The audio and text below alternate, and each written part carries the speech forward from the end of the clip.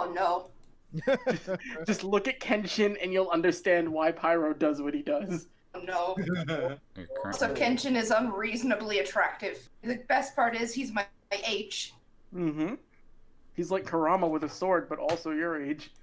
Yes. It's like double the good. My age.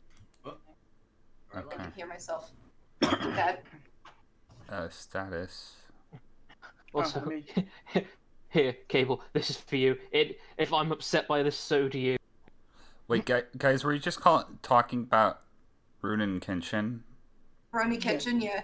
Kenshin's hot. Because I literally just got a status thing on Twitch. I guess because I follow Gaijin, but he just literally... Oh my god! I see the thing on my Twitch. What the fuck? That's so weird. Kenshin, The second you guys started talking about it, Wait, is he Gaijin playing started Rurouni talking Kenshin? about it. No, he's playing Sakura Wars, but like he has Rurouni Kenshin in the title. It's like, what the fuck? This is weird. That's fucking I don't like this. Hey, Also, VG. I don't- Did you do this? God damn it. This isn't cool, Jack. I'm trying to be in a Tonbo mood, and you're showing me this shit. Dude, you don't have to subscribe every time. Congratulations! These children are celebrating Digimurder. It's Tokomon. Digimurder! Oh, I need to post the Discord link. Demi Devimon, you asshole. What is- Bakamon. Stream I announcements. can't be angry at Impmon. Like, out of all of them, Impmon, I can't be angry. Hitmon's just happy to have friends around him. He doesn't really care what's Yeah. going on. I don't know what's happening. I'm just here for the free drinks. I just talk like I'm from Jersey, like I'm a demonic Bugs Bunny, bada boom. Oh my god. Okay, so I sent out all of the things except probably on the Noodle Hut. Noodle, if you want to do that, I'll let you choose to. It's fine. Everyone who knows is probably already going to watch. Yeah, that's true. That's true. But yeah, welcome everybody. Everybody on the VODs. And everybody who's in chat right now. I need to pull up Chatty so I can see. It's currently VG. I'm pulling up my notepad so I can take my Bugs and Bones notes. We live, bitches. That post I saw earlier today, just like I never really realized that D&D is just like paperwork and math. Yeah. It's wish fulfillment with numbers. Get it right. Mm-hmm. Okay. Oh, I forgot to open up Sophie's dice. Is it just my computer that's glitching out? Because everyone's voices are going robot-y. God damn it. Steam, Labs, OBS. Okay. And there goes the internet. Oh yeah, are we recording this through Audacity? Oh right. Forgot. I can't run out of disk space. Do you have any flash drives or anything? Don't know where they are. So the thing it records to the main drive, so she would have to move things. Okay. So question, Luis. Could you potentially make a good quality thing from just like the stream audio? I think I can. It's not gonna be perfect, but I can do something. Okay. Yeah. That's all right. If today's episode isn't like 100% good quality. Sorry everybody, we're figuring stuff out. Hello VD Sora, hello Telki. Oh, it's math fan fiction. But yeah, is there anything that we need to get out of the way before we start? I'm more set to go. Here on Tonbo, my name is Cable. You can just find me on Twitter at Cable Provider. I do art. I run File Phantasma on Saturdays, and beyond all that, I do whatever kind of feels right in the moment. Okay, sweet. Who wants to go next? Let's do Luis, our music man. Hey, I'm Luis. I make music, different stuff. So yeah, you can follow me on my Twitter, Twitter/Luis Basque with a Q, music, And yeah, I also have my SoundCloud with Vasquez Music, and a YouTube channel. Same stuff. There you can see my music. And by the way, some I produce some of the song for this and for Phantasma.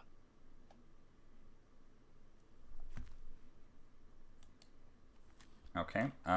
Next, Blackjack. Hi, I'm Blackjack. You can find me on Twitter under BlackjackK9. I do art sometimes, and that's about it for me. I don't do much.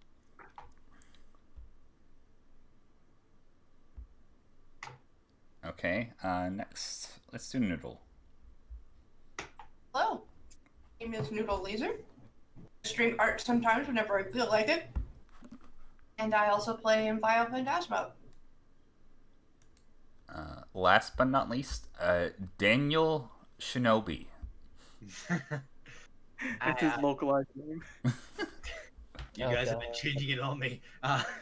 Ninja Dan's Funhouse on Twitter. I draw whenever I actually have the energy to do so, and I'm not in a coma. Although if I was in a coma, I'd get more sleep. Actually, I'm also a player in Final Phantasma. Okay, sweet. Before we start, Luis, did you want to make sure everybody's audio is good in stream,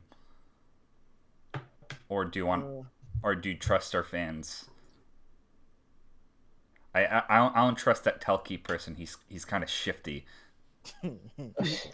Also, just to make sure I'm clear, I do not have Audacity up and recording. Should I have that recording right now? It's up to Luis. Luis. I mean, no. If we're using the audio from the stream, no, I won't be using any of the recordings. Okay. Okay. Just Sweet. want to make sure because I also have limited disk space. Yeah. We'll work Make out the space, case, guys. at some point. Sorry, my computer isn't as high tech as I thought it was going to be. I just wanted to be a real video game like you, Dad. I'm sorry. Telkey says he's only done one crime today exclusively. You've done 2 crimes, Telke. You've stolen the hearts of the Noodle Hut. Yeah. Okay. But does everybody sound like relatively even audio wise? I can kind of like tell on Streamlabs, but I just want to make sure. So anybody's who's in chat, if anybody's like too loud or too quiet, please tell me. Specifically me, because I have a tendency to come in quiet. So Yeah. I don't know. I've never really heard myself on someone else's stream. I honestly hate the sound of my own voice anyway, so... Yeah. I think everybody does. Is it? It can't be my phone, can it? Yeah, I've been hearing this stream. Apparently, everything is okay. Okay, sweet. I actually readjusted the audio, so hopefully we should be a little bit more like louder and even. So I hope that's the case. Okay. Okay, let me pull up some music here, and then we'll start. And do I sound low to everybody? Because I turned up the input volume from yesterday again. No, you sound real good. Okay, Yeah. good. Okay. Why God not? damn it. I have one song. I actually have many songs, as you can see on stream, but I only know how to play one. Sorry, Luis. We'll play your music later on. Play Smoothie. Smoothie? Why is Beans making an almost uwu face? Beans? Where's Beans? Oh, On the very top. don't worry about Beans. We'll get to him. Why is Okay. he making an uwu face? It's a little different, but we'll get to that in a second. So, last time, you guys completed the first phase of the Hunter exam. You were tasked to find specific organs to put in very dilapidated paint cans at the front of the room without killing any of the other competitors or leaving the room. You were able to solve this challenge by breaking through the wall and taking the parts from a morgue next door. However, you were not able to save 2 individuals who were harvested for their organs through unknown means, and you still don't know who killed them. You guys all passed the first phase of the hunter exam, and upon entering the second phase, you were greeted with your new examiner, what looks to be a 12-year-old blonde-headed girl in a very poofy, almost Victorian-esque dress with giant blonde pigtails and a very, very menacing, happy grin that has not left her face. She is currently sitting in the front of the room talking to your previous examiner, That was a very apt description. Kanzai, and you guys are now waiting in a line to go to an elevator to arrive at the next phase. You were all given a specific key card with a panda face on it upon completing the first phase, and also a little discrepancy. I know this is the room where you took the first phase on the map, but for visual sake, we're going to say that you are currently in the hotel lobby area waiting in line to use the elevator. What is everybody doing at the current moment? You guys are currently towards to sail on carp. This shit's everywhere.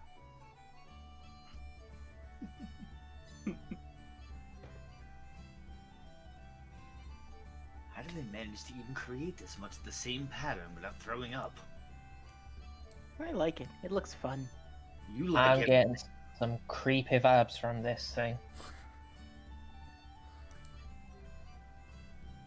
How many people are does it look like the line's moving yet, or are we still waiting to be ushered out? From what you can tell, the line is moving very, very slowly, and you don't know why. You guys are currently at the back of the line, and actually, as you guys are standing there talking, you feel a chill run down your back. I want everybody to make me either a perception or an arcana check of their choice. Passive or normal perception? Would that be okay? Would passive work? Passive would... I'd say passive would work. I'll take my 20.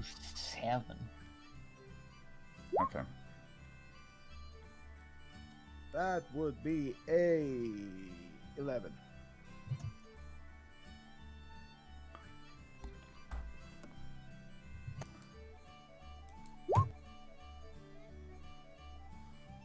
Of course, dude, you little fucking gremlin.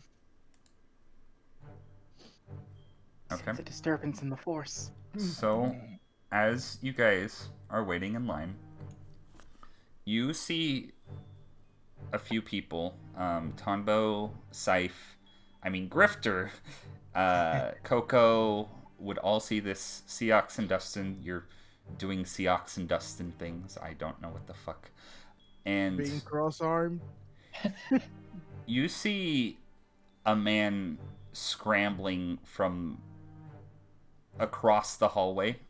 He is leaving a elevator, kind of just running away, and everybody else in the room kind of also gets a little tense upon seeing this. Out from the elevator, you see a certain individual walk out. He has brownish pink hair, is dressed kind of what I can closely relate to a mix between a jester and a matador. He is wearing white face paint and has a star and a tear under each one of his eyes.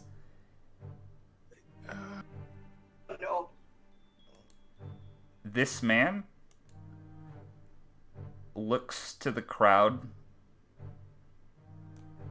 You notice that there is blood on the end of his coat. Not much anywhere else. And he is going to walk out of the building. Upon this happening, you hear dead silence turn to the sound of a full room whispering and murmuring as everybody is trying to make sense of what just transpired. I'll bite you, fuck. What does everybody do in response to seeing this man? What's So- I was staring at? What did I miss this time? I was You're too always busy looking- polishing my gun. You found the one on the brain. You're always looking in the opposite direction, Dustin. I seem to be. Tonbo frantically like pats Coco on the shoulder, like, Coco, did you see that? I did. He seemed rather intimidating, but to be quite honest, What are you talking about? There's clowns. A circus is in town. I don't know, but I think the blood on his coat. But I think that's a bit scary. I do think clowns are supposed to have blood on their outfits. You Depends don't know on the that that clown. wasn't. You don't know that that wasn't paint. We shouldn't assume. You're probably right, or at least I hope you're right, Professor. You think Oh. that stain was fresh, or maybe from before? We What can't thing? really be sure. You Because of what we have been seeing here, I wouldn't be impressed. Oh, hell, I'm near grass. Ugh. Yeah, why the fuck am I stood next to grass? I hug grass as I hear them saying this. Don't let them dim your sunshine. you By the all way, are I still have Grandpa in tow because like I forgive you. You're probably Oh, just yeah, afraid of Tom's success. just gonna be right by it. the man you That's saw. why you. Oh, sorry, I didn't mean to interrupt you. It's like you're probably just afraid of success. I want to make sure you make it through this time.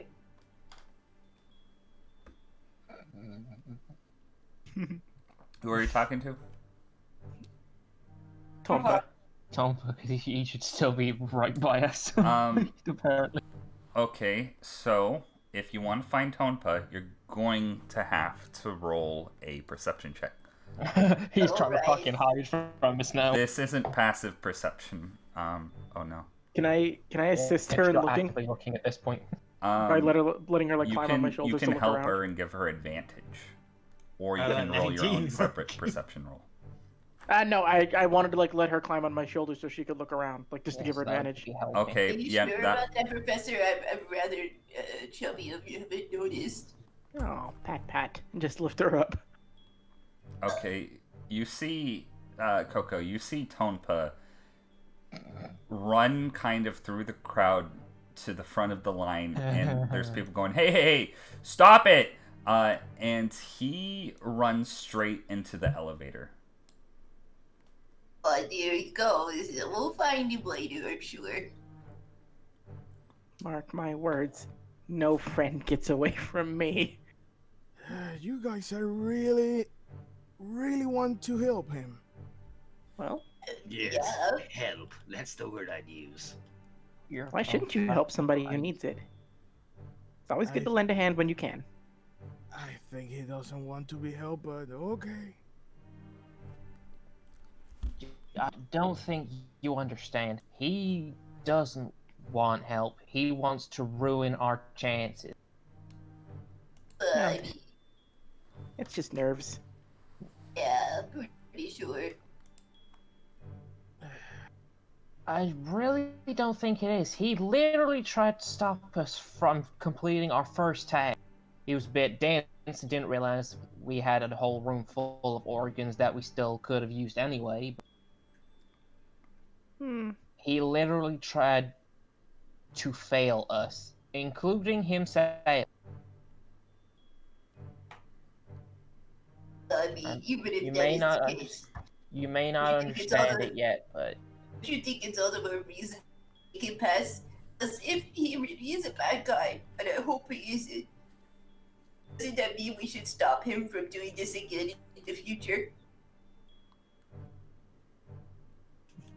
I mean, if you want to try, you can, but he's too stupid to help. And if he doesn't want it, I ain't gonna fucking give it. I'm just gonna say, if he really gets in my way, he's not gonna see another day. Oh yeah, bullet strip between the eyes, or at least in the knees. Oh, no, there'll be none of that. Islands. God, Hanzo's in front too. He just looks smug. Hanzo goes into the elevator next. That damn pretty face of his. Yeah, he's really pretty. Also when He's Hanzo so fucking pretty. Also, when Hanzo goes into the elevator, you notice that there is only one person going into the elevator at a time. Oh no. And as you notice this, a crowd of That's why people, this is slow. a crowd of, I'd say, about 500 people systematically come through kind of what seems to be the back of the first floor of the hotel lobby that you're on, and they all looked very ruffled and disappointed.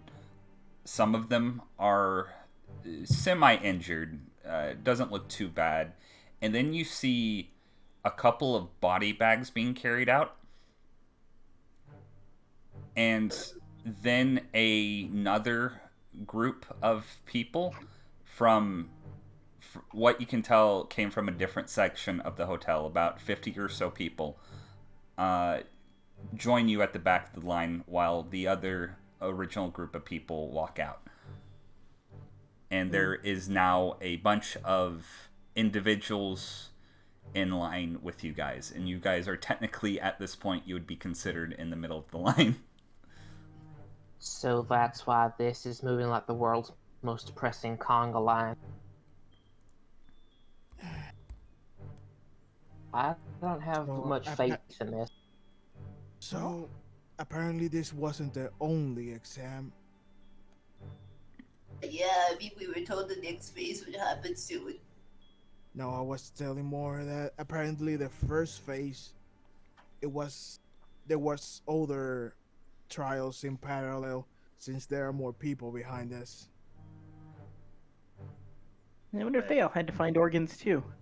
Well, look at those body bags. Looks like they have more volunteers to help out. No, I thought that was laundry. I was Either gonna say, that- there wasn't that much people in the room we are in. Are you guys Yeah. whispering this?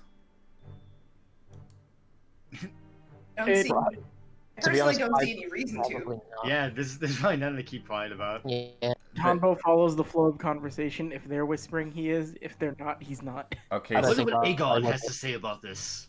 so the person the person Aegon just like looks at you and then like looks away. He gives you like a dirty look for no reason. Like he's a Oh, real don't fucking be like that, Beaker.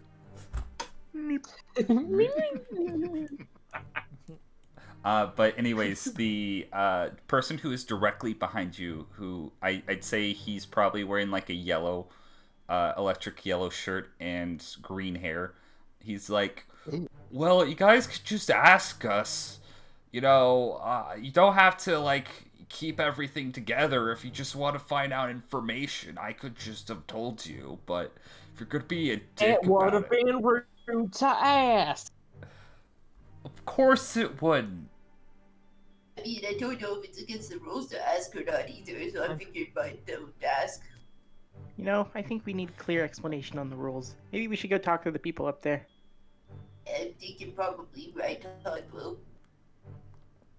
Okay. Do you want to go up to the examiners?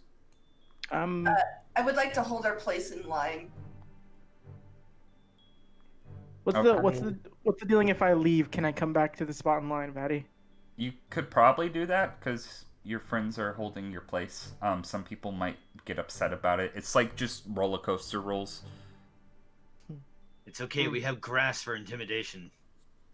Why not grass? Grass, Shut you up, hold my Grass. place in line. Dustin, you watch Grass. This Tombo just goes over. Ew, no.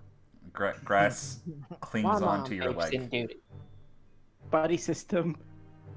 So Tombo would run up to the people. Okay. So I'm going to switch the music. Uh, Wait, we're doing a buddy system? Wait, who's my buddy? Grass. Grass No, I Grass want is grass. currently grabbing onto your leg. He's like a tiny gnome frog man. He's not actually a gnome, I should preface. There aren't actually gnomes in this game. He is very gnome-like. Ew, no. Get He's up, funny get up. because he's short. He's about 2 feet tall and looks like he's 50. It's really weird. Grifter, get this thing off me. No, it looks like you're doing fine on your own. I swear to God, if you don't help me, I'm gonna shave your head while you sleep. Oh, you go ahead and try. I'll see you coming, Mr. Clanky Boots.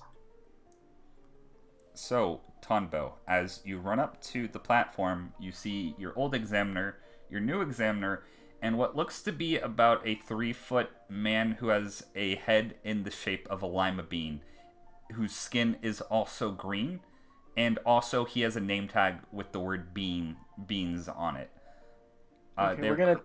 currently all talking to each other, and you notice Biscuit is doing rock paper scissors with Kanzai, and then she chooses scissors, he chooses paper, he gets mad and frustrated and gives her what you can discern to be a pearl, and then she takes it very excitedly, and then she looks to you.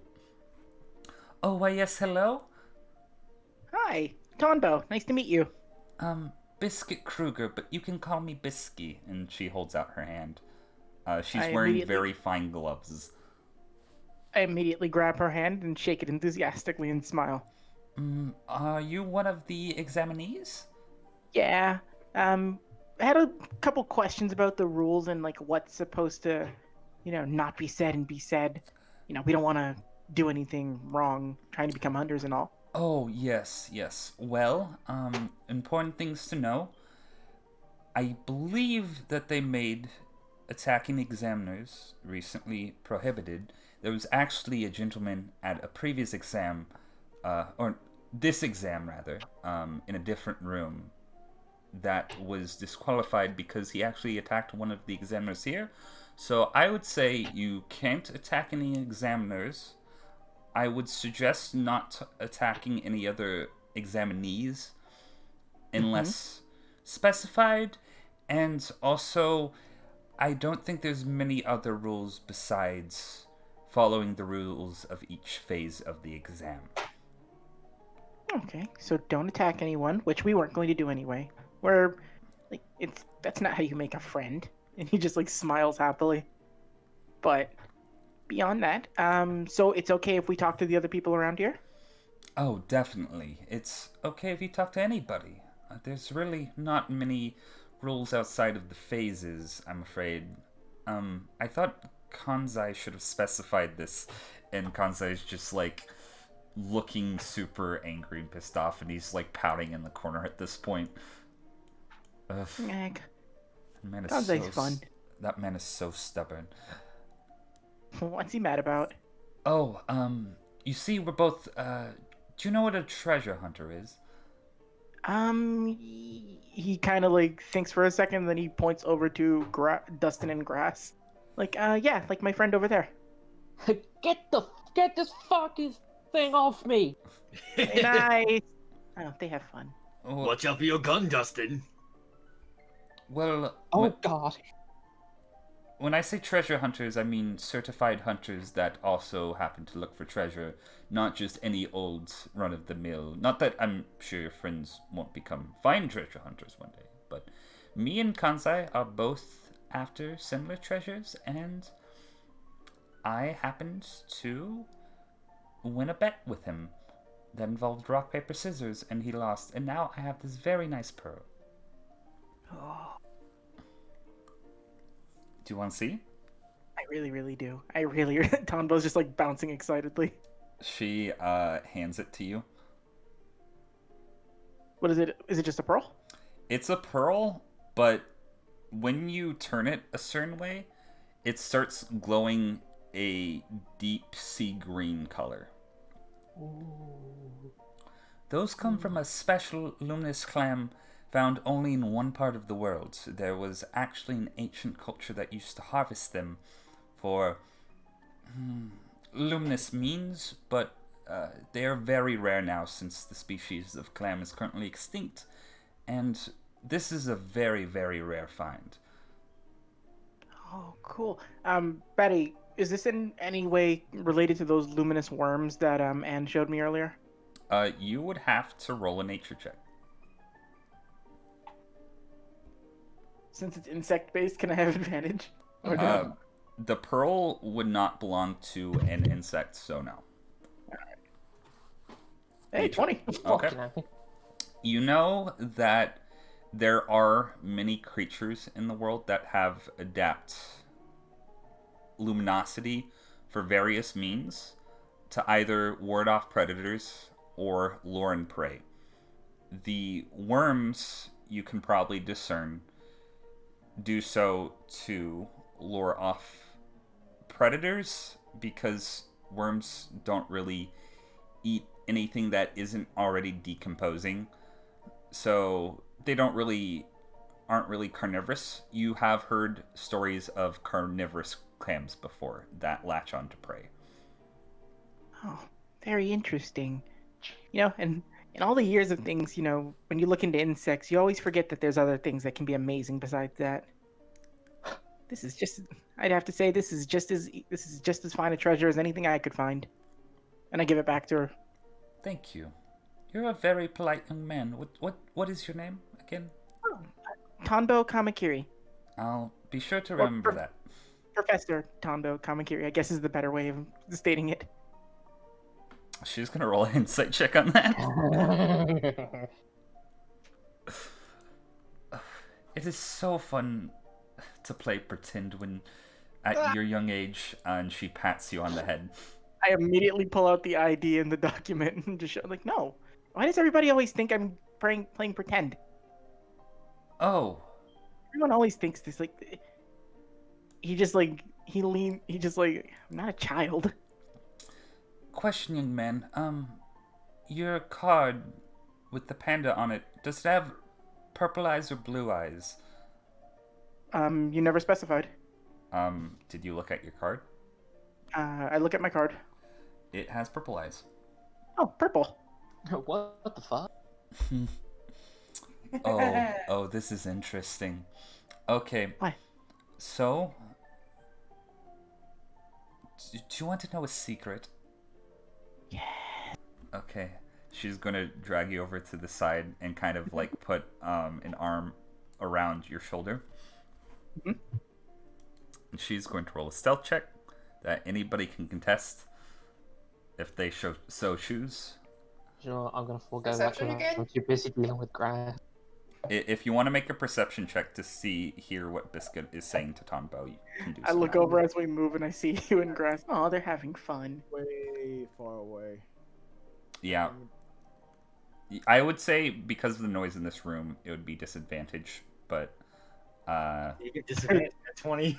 oh my god. So Coco and Scythe, somehow you're able to hear this, but Biscuit is a very loud lady. She leans into Tonbo. You've already passed the second phase. Wait, what? What did I do? I can't speak about it now, but you have just passed the second phase of the Hunter exam. Congratulations. Oh, it's because I have a doctorate, right? Oh my fucking. Let's go with that. Just know that to keep this secret for the time being, I wouldn't want any other individuals to get jealous. Gotcha. Won't say a word. Okay. Also, you're very nice, Biscuit. Or Thank- Bisky. Thank you so much. And he holds out a hand and just like before he goes, he says, if I find any treasures, I'd be happy to show them off to you. I'll keep that in mind. Nice to meet you, Tonbo. I hope you don't die. And she Why would I die? she pinches your cheek. Tonbo just smiles and then immediately like runs back. Well, just walks back, really.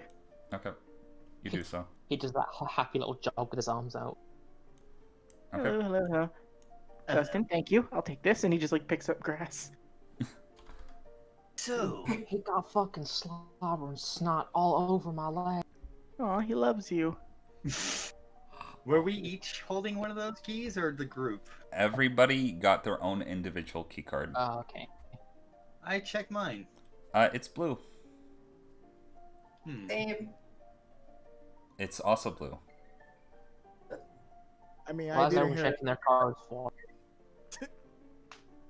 Everybody except Tonbo's card, or at least to your knowledge.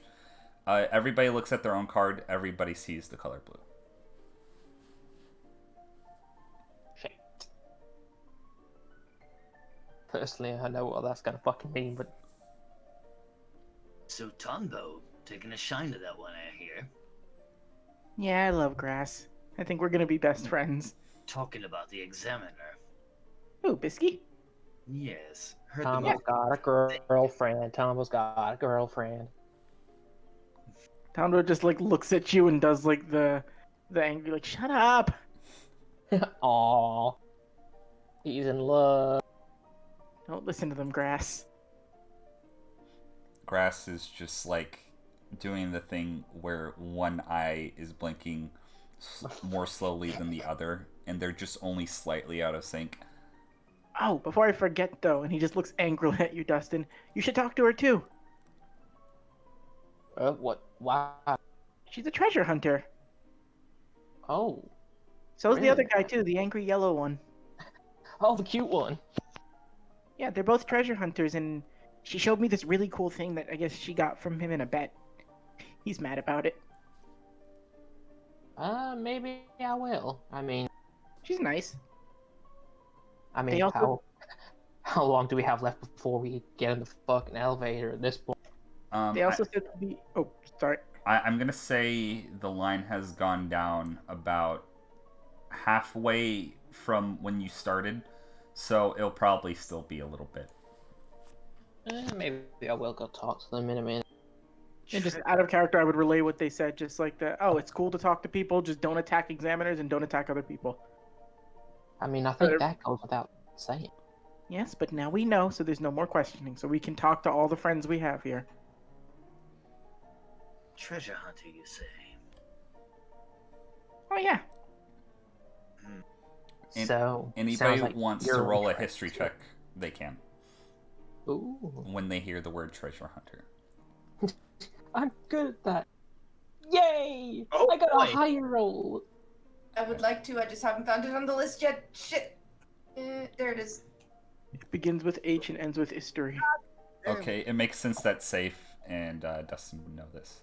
So, you know treasure hunters to be specifically hunters that exactly do what they say, look after treasure. You know that there are several places in this world that contain immensely rare artifacts, both antique and biological in nature. And treasure hunters usually have to go through very both dangerous and complex means to obtain these items.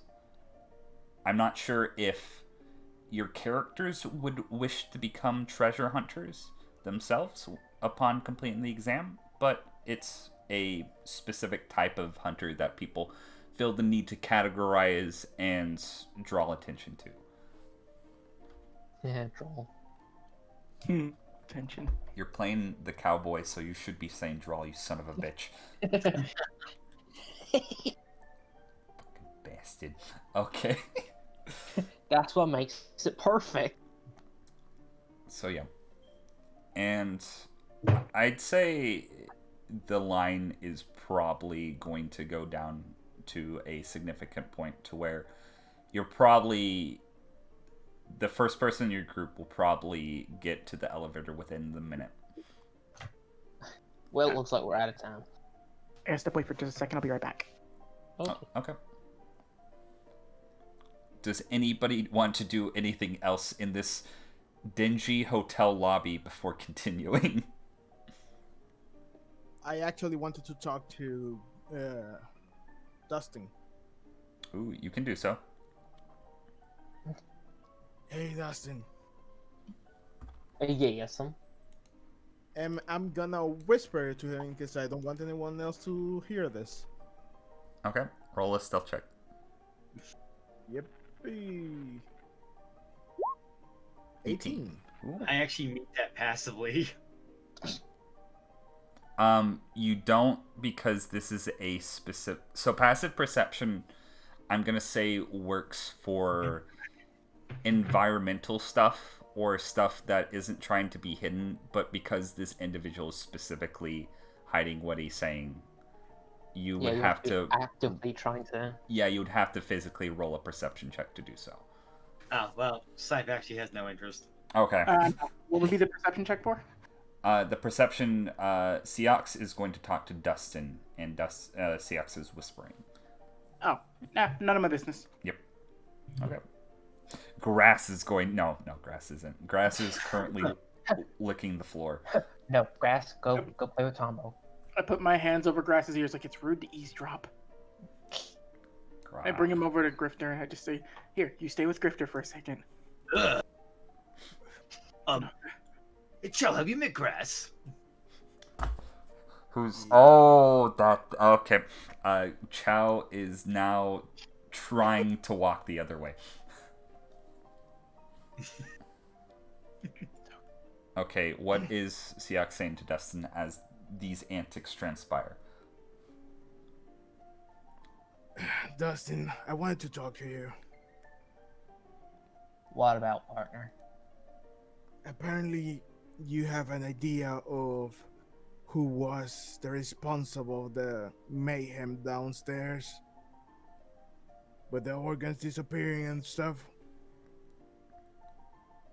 I have no earthly idea who it might have been. I was sure I saw you think something down there. Nah, I'm afraid my head's empty on this one. I hope we could find it, because that's someone we don't want to mess with. And I prefer knowing who the hell was it. The fact that they did that without anyone else noticing, that is someone to be very, very afraid of. Exactly. If we could avoid him, the better. Or her. Exactly. Well, keep your eyes peeled, because we are up to some surprises, I guess. Let's just see if we can make it through this next part alive. Dustin, as this conversation ends, you hear a ding, and the elevator opens behind you. You notice this elevator is actually smaller than all the others, and it doesn't look as. It looks like it's only half finished, if that makes sense. There are parts of it that you can see directly into the elevator shaft. Oh no. It looks like it can hold you, but it's not. It looks like somebody gave up halfway making this elevator. Oh no. I don't like this. This scares me. Do you go into the elevator? Well, guess I'm up. Do you want to See take you guys Megan? on the other side. Do you want Megan for company? You look afraid. I mean, if he doesn't take Megan, I'll take Megan. No, I want Megan. You can have. And let the caterpillar crawl under the brim of your hat. She pats you with her tiny caterpillar leg. Hey there, little one. She makes Hope caterpillar you'll keep my noises. good luck charm through this. She makes caterpillar noises, but caterpillar noises are quiet, so you can't hear what she's saying. I hope that was encouragement. You walk into the elevator. It shuts behind you. As it does, you see there's a mirror door, and you can see yourself in the mirror. On the button side, all of the buttons have been removed, but there is a slot at the bottom. Putting card in then. You put your blue panda key card, and you find yourself walking out of the elevator shaft, and you notice a cold breeze kind of brush across your face as you step out. You arrived here at this hotel kind of just before the afternoon. You slept in the armored van on the way here, so it's been about little over a day probably since you first arrived on the deserted island from session 0. And you walk out and you notice it's nighttime, and you're in a hotel, and you're wondering why can you tell it's nighttime. And you notice you are on the top of the hotel, the roof of it, so to speak, but there isn't a roof because this hotel is very incompleted, and it's just kind of a series of different girders and floors that lead to different levels, and you're just on the top of this hotel currently with everybody else. It is very chilly right now. This is, I'd say, probably around the 1st of January currently, and you are on the top of this building.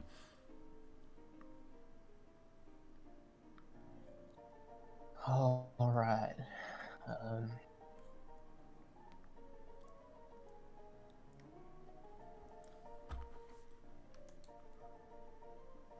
Does it look like anyone else is well, what are other people doing at the moment? So you see Hanzo. He is currently looking directly over the edge. He is literally standing on a railing, and you're wondering what the fuck would possess somebody to do such a thing. But it's not like, I guess it's semi-surprising. You see other people just kind of talking.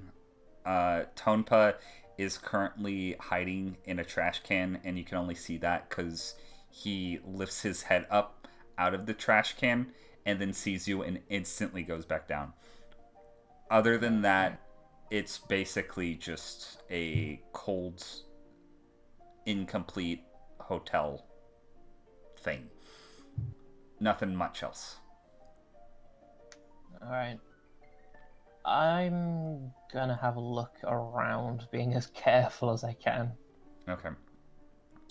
You basically see a bunch of trash. You see dilapidated wood. It's very kind of debris heavy. You can't tell if parts of the hotel just weren't made or were destroyed at some point. Other than that, the only thing that sparks interest in you is the view of the city you get when you kind of get a little bit closer to the edge at one point.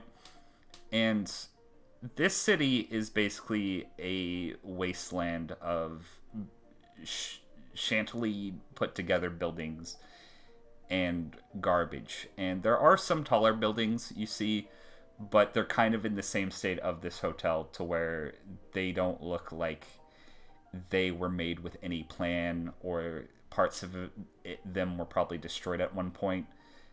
You see smog kind of fill the air from what you can only discern to be a potential factory.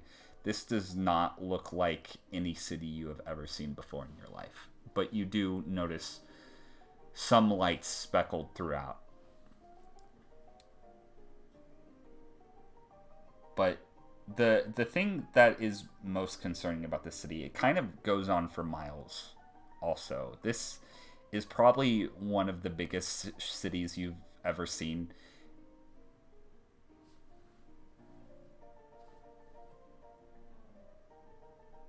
Is there anything else you're going to do? I'll probably walk over to Hanzo. Oh, hey. Hey there, Don't you get a bit nervous being that Oh no, it's on part of edge? my training. Hey, Of you want to course it see is. something cool? Oh, sure. He is going to kind of shakily but accurately do a backflip on Oh my god. the pole, and he is going to put 5 fingers down, and he is going to stand on one hand and then start systematically, slowly but carefully closing all his fingers until he is standing upright by one finger on this pole. That's impressive. I know, right? And then there's a gust of wind, and he falls over on the side that isn't the large drop that would have probably instantly killed him. You just killed him back. It's like, oh! Oh. It's your Dr. Ichigaki. Okay, that's enough. That's enough showboating, I think.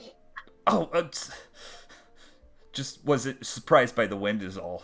Just tries Don't worry, to I dust himself understand. up. But that was a bit scary. Oh no, it's all comes with training. Yeah, maybe, but I still wouldn't want to see anything bad happen to you. It's fine.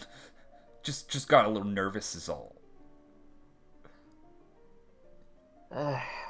Well, anyway, do you have any idea what we're supposed to be doing up here?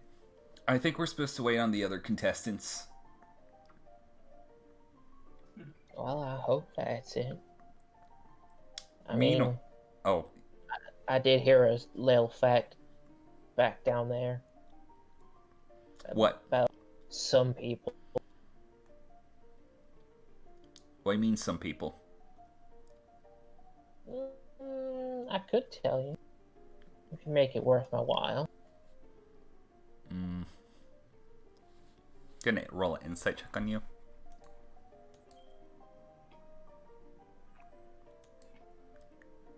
He's gonna go up to you, and he is you I overheard downstairs before I went up something about you guys being potential treasure hunters. That is correct. After we get through this exam, I think I might have a map to a lost city that might spark your interest. Really?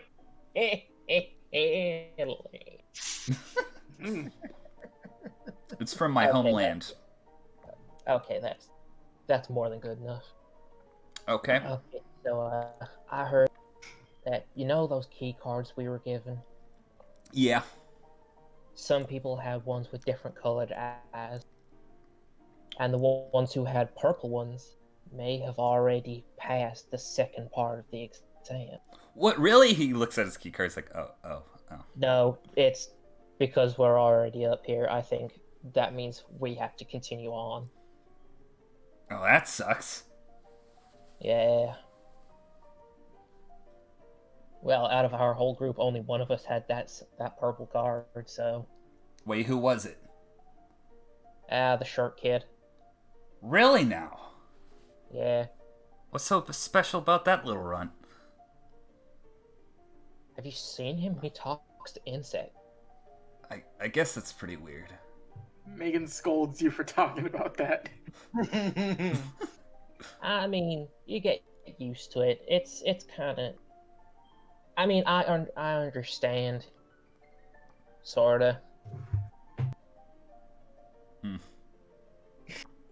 Well... Literally bug Dustin.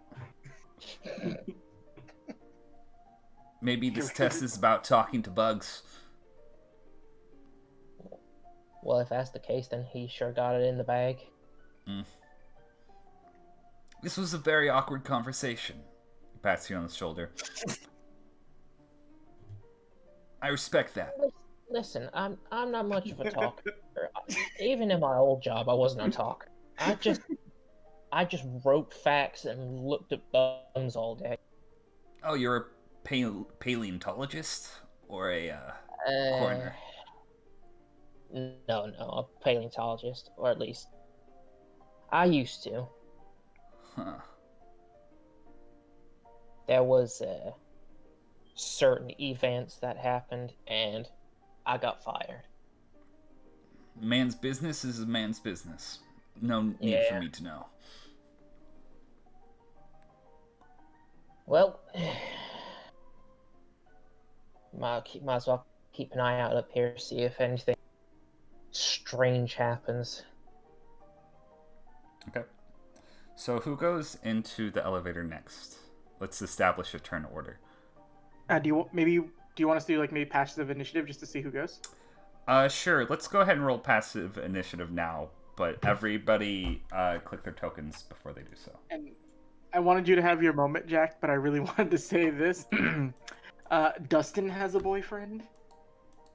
Mocking Tonbo for Biscuit, you and Hanzo over there. I'm so dumb. I accidentally deleted the initiatives you were rolling. I just happen to have this map to a lost city. Maybe we could discuss it after the hunter exam over drinks. A turn.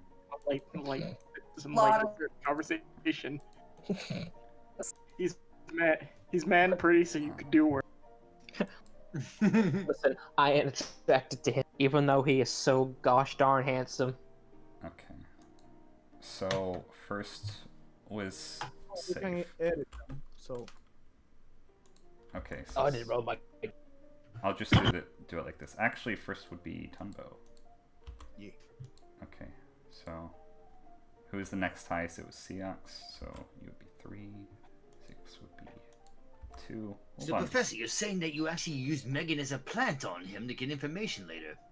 What? No. Megan's a support animal. Oh.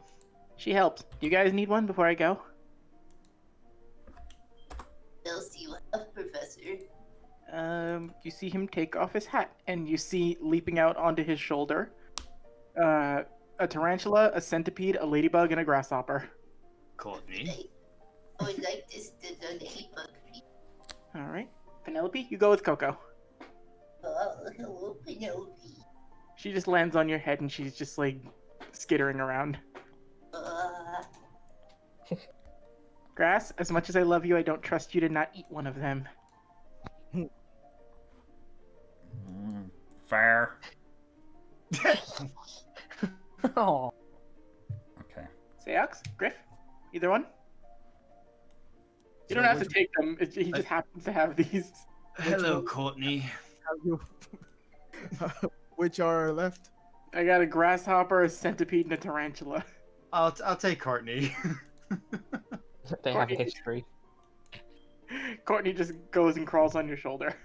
I'll take a grasshopper. Alright.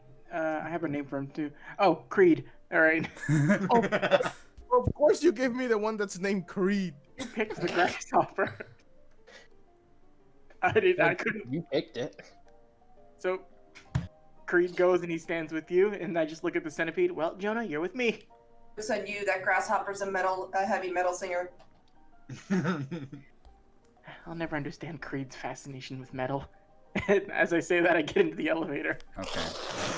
So, hold on just a second. As I set up the next map, because I love you, Joe. I hug him dearly before I go. I did not do things properly. Hey, you didn't get Cho bug. Joe won't share his mask. He doesn't get a bug. You know what? That's fair. I didn't share my gun. Oh, That look, you Cho. Courtney wants to say hi. Everybody on stream can see behind the scenes except you guys. So I'm watching the stream. Yeah, I have stream mode too. oh, well, probably don't do that actually. Just Guys, you for play spoilers. I won't look to the left. Okay, that's fine. You can have chat up. So you get into the elevator, Tonbo. You see the exact same thing that Dustin saw. Do you put your card into the elevator? Yes, I do. After It's not a long pause, but it's longer than it should have been for me to realize this. Okay. So it takes like half a second longer than it should have taken me to like I put like if it's a horizontal slit, I poke it vertically with the card by accident. Like, oh wait, can I just do it? Okay, you eventually get it in, and you see the elevator stop at a small, tiny room, and not all these individuals are here yet. I'll say Grass would have probably gone in after you or before you. Just acknowledge that Grass is going to be in the room at a similar time as you, and you see all the following individuals. You see Shalnark, who you have heard tell is a member of the Phantom Troop, which you were told is some sort of band of thieves, is all you heard. You see Victoria, who was the so-called psychic from with the kind of drawn-on eye on her head. You see Anne, who was overall flower hat wearing girl, purple hair. She was very nice to you. You see two other individuals, the human shell, as what you heard his name be described. That's obviously not his real name, but you're not one to judge. He currently is wearing a very stupid looking jacket, metal helmet, and very over the top glasses. And he is talking to another lady who is wearing kind of like this kind of dingy strapless dress. She is covered in head to toe with various piercings and tattoos, and she kind of has this wavy, like sort of dulled red hair color that is obviously either dyed or, you know, people are born with weird hair in this world. So is it a token on the map, or is he talking to somebody we can't see? So you, my friend, are in the bottom right corner of this map. No, I mean I can see the human shell, but I can't see I didn't hear who he's talking to. He's talking to a lady that you don't know her name yet. Okay, I didn't know if the lady had a token or not. That was why. This is her token. Oh, okay then. Yeah. Okay. Yeah. I was distracted by Grass. You notice that there's also a table in here with a punch bowl and hors d'oeuvres of sorts. Ooh, food. Grass, I'm so happy to see you here. Grass is already, like, drinking directly out of the punch bowl. Damn it. Grass made it through. Oh my god. The human shell's about to lose his fucking lunch. Donbo just tears up watching Grass drink out of the punch bowl, and he's just like, I never thought I'd see the day angels walk among men. Oh my god. Right as you say... Man! Actually, Anne, right as you said that angel line, she, like, you feel a hard smack on your back, and she's like, Hey there, Tonbo! Anne! Immediately just, like, smiles. Why are we... Wait, is this everyone? I don't know, actually. We all just ended up in this room. I think the others were taken somewhere else. Well, I'm sure we'll see them when we see them. Other than that, I say we just sit back and wait to see what we do next. Hey, say, I heard some discrepancies with the cards, and everybody's card is purple, right? I guess this would be a deception check from Tonbo, because yeah, he's not good at lying, but he doesn't want to like break the promise he made to Bisky. Okay. I'm imagining the going beady eyes with the steam coming out of his ears. Nat 1, which is a negative. Oh. Okay, what? She, like, looks to you for a second. Her smile instantly goes away, and then it pops back up. Alright, you don't have to tell me if you don't want to. I really, really want to, but I can't. I made a promise. Oh, no, it's understandable, Tombo. You don't have to tell me if you don't need to. Can I try to convey that she shouldn't be worried without outright saying something? Yes. You would probably have to roll a perception. Or not perception, persuasion, my bad. Oh god, great, my other bad stat. Yep. This is Christmas shit. And you're a weird bug boy. She's a bug lady, can't this be with advantage? She's weird. You already established a friendship with her. This won't affect every charisma roll with her, but I'll say persuasion because she seems to have taken a liking to you for whatever reason. Persuasion. More Alright, easy to believe. do I get the 5 or the 11? You get the 11. So I look up and I go, oh, I really can't tell you, man. I'm super sorry, but... And he tries to look as, like, sly as he can, but he's, like, extremely obvious about it. This is my centipede, Jonah, and he says that we shouldn't be worried about it. Wink. I saw Grifter do that before. I don't know. It might be fun to tell some others. Find out what's going on here. Don't tell. She, like, gives, like, a sly little look, and then she punches you on the shoulder. I'm just messing with you. I won't tell anybody. Thank you, Han. I knew we'd be good friends. You're a very, very nice person. Why, thank you. You are too. You want another chocolate beetle? Sure, why not? Alright, and I pull out the bag of beetles and I hand her one. And I open Grass's mouth and put it on his tongue and then close his head. Grass does so. He is like an open vessel that you can freely move his mouth up and down. I will take him as far as you allow me to take him, Batty. It's gonna kill me when I have to leave Grass behind somewhere. But I swear to God, don't make me old Yeller Grass at any point in this campaign. Oh no! I can't do it. It's for his own good. Dustin, put him down. Bang! I'm sorry, what did you say? No, Dustin, he's my friend. I'll do it. I mean, he's already down. This is Tombo with Coco's shovel just repeatedly hitting him. Just go down. Just die, you creature. Just hand it over her mouth. I don't think I can watch this anymore. This is too sad. This is great.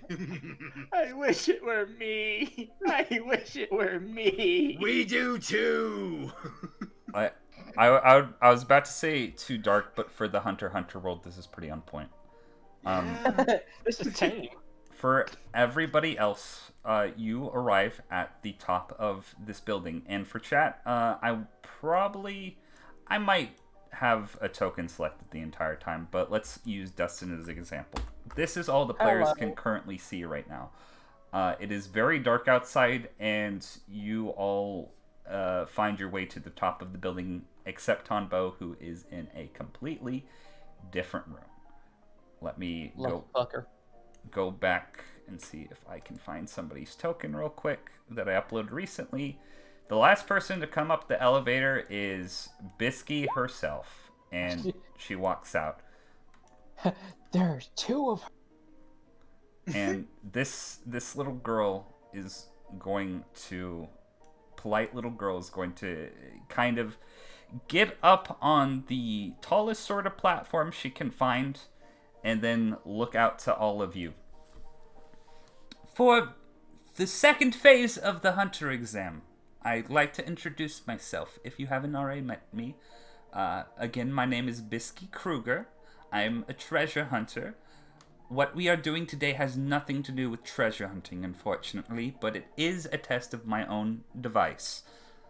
And she is going to snap her fingers. I can't snap, somebody snap for me. Good. Okay, canon. You see a helicopter fly overhead, and it kind of like illuminates this entire, I guess, platform momentarily, and you see 4 individuals climb from a ladder, and the helicopter flies off. And I will mark their tokens real quick. So Hold on as I copy and paste some tokens. Some nameless clones. Oh, they all have names and faces. I just didn't draw them. I'll have to describe them in detail, but I'll mark them all. So. I'm genuinely scared.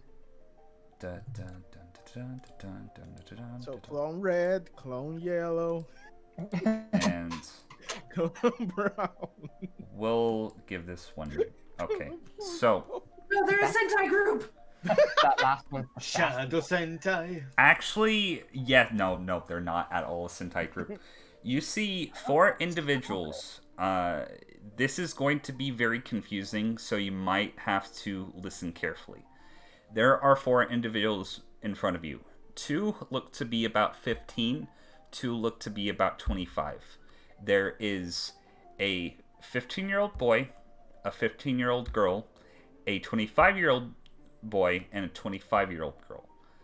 The 15-year-old boy is wearing a suit and has orange hair. The 15-year-old girl has blonde hair and a ponytail, and she is wearing a dress, a very basic black dress. 15-year-old or 25-year-old girl is also wearing a black dress.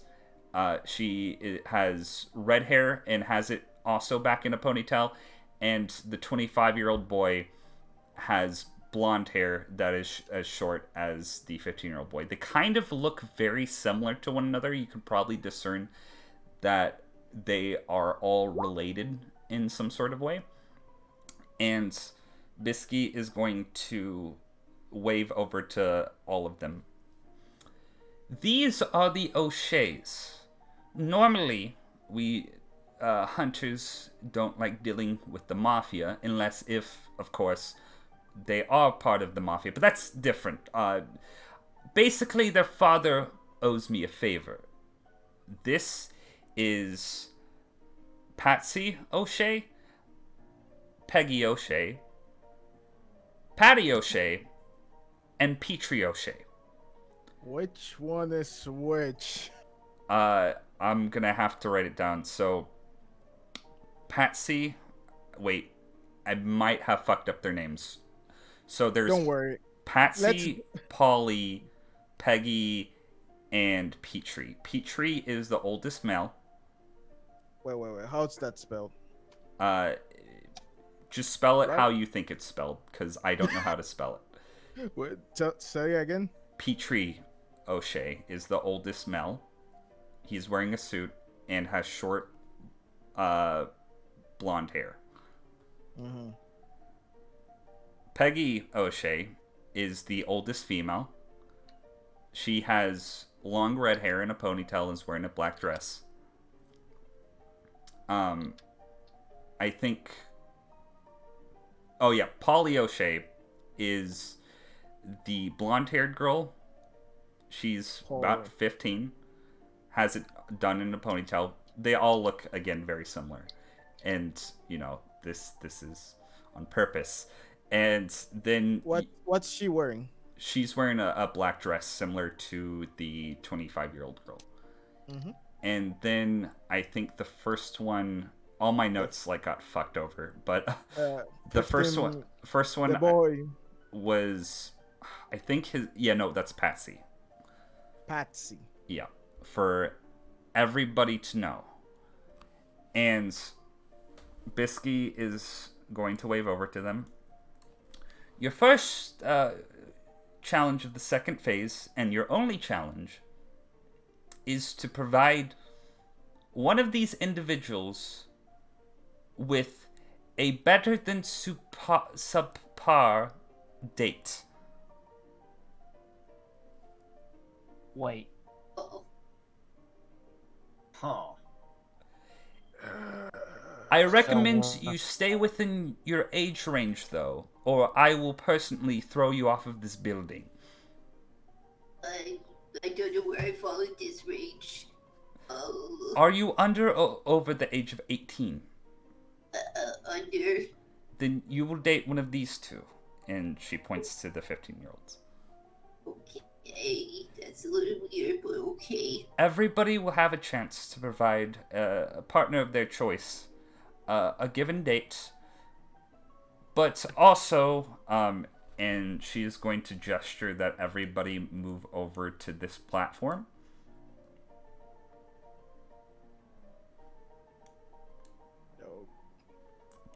Does everybody do so? Yeah. Yeah. Okay, so move over to this platform so you can see. When she's or down here. Where she is on the kind of like gray sort of part. Like how Coco's still radiating a light aura. Okay. She's a good bean.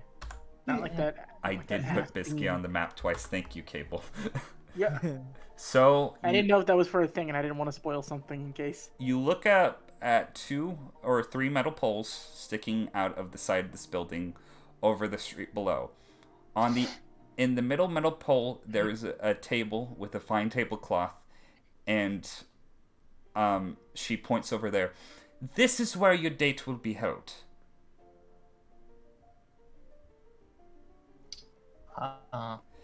Question, do I have time to change? Everybody will get a choice of different wardrobe from a changing area, and you will get to dress as fancy or as otherwise as you like. I would recommend not falling off, or you will probably fall to your deaths. It's a strange place for a day, but okay. It's a hunter exam, young miss. She's just gonna like look to you like quizzitively, like. I mean, I don't understand why being a hunter has something to do with dating. It just doesn't make any logical sense. It's to test your charisma, among other things. Oh no, I'm going to fail. Oh, you are. I had a charisma or death. Yeah, makes sense. Oh. She's gonna roll an insight on you, Coco. She's not hiding anything. Coco's never had a date in her life. She's not rolling an insight for deception. She's rolling an insight just to get a general feel on you, because there are a lot of people here that look terrified. Your response to this was like, she's questioning why you're taking the hunter exam. What if he doesn't think I'm pretty enough? Or what if I'm not good at conversation? This is the worst day of my life. Oh. Coco, you as you freak out, you feel like just on the side of your cheek, Penelope just like slowly pats you and just like does the thing like give me eyes, give me eyes. You can't understand her, but she's looking at you and she's going, "Got this." I Got this. understand. You have Tiny thumbs up. a touching moment from an insect that you're probably projecting more of what you want to feel onto than is actually being shared. Almost helping you in spirit, he appears as a force ghost behind you. Oh, fuck a ghost! Shoot it! Go to the Dagobah system, Coco. Coco, look, I can fly! Woo! It goes. I still fall off the roof. There is an individual wearing a kind of long, baggy brown shirt and a pair of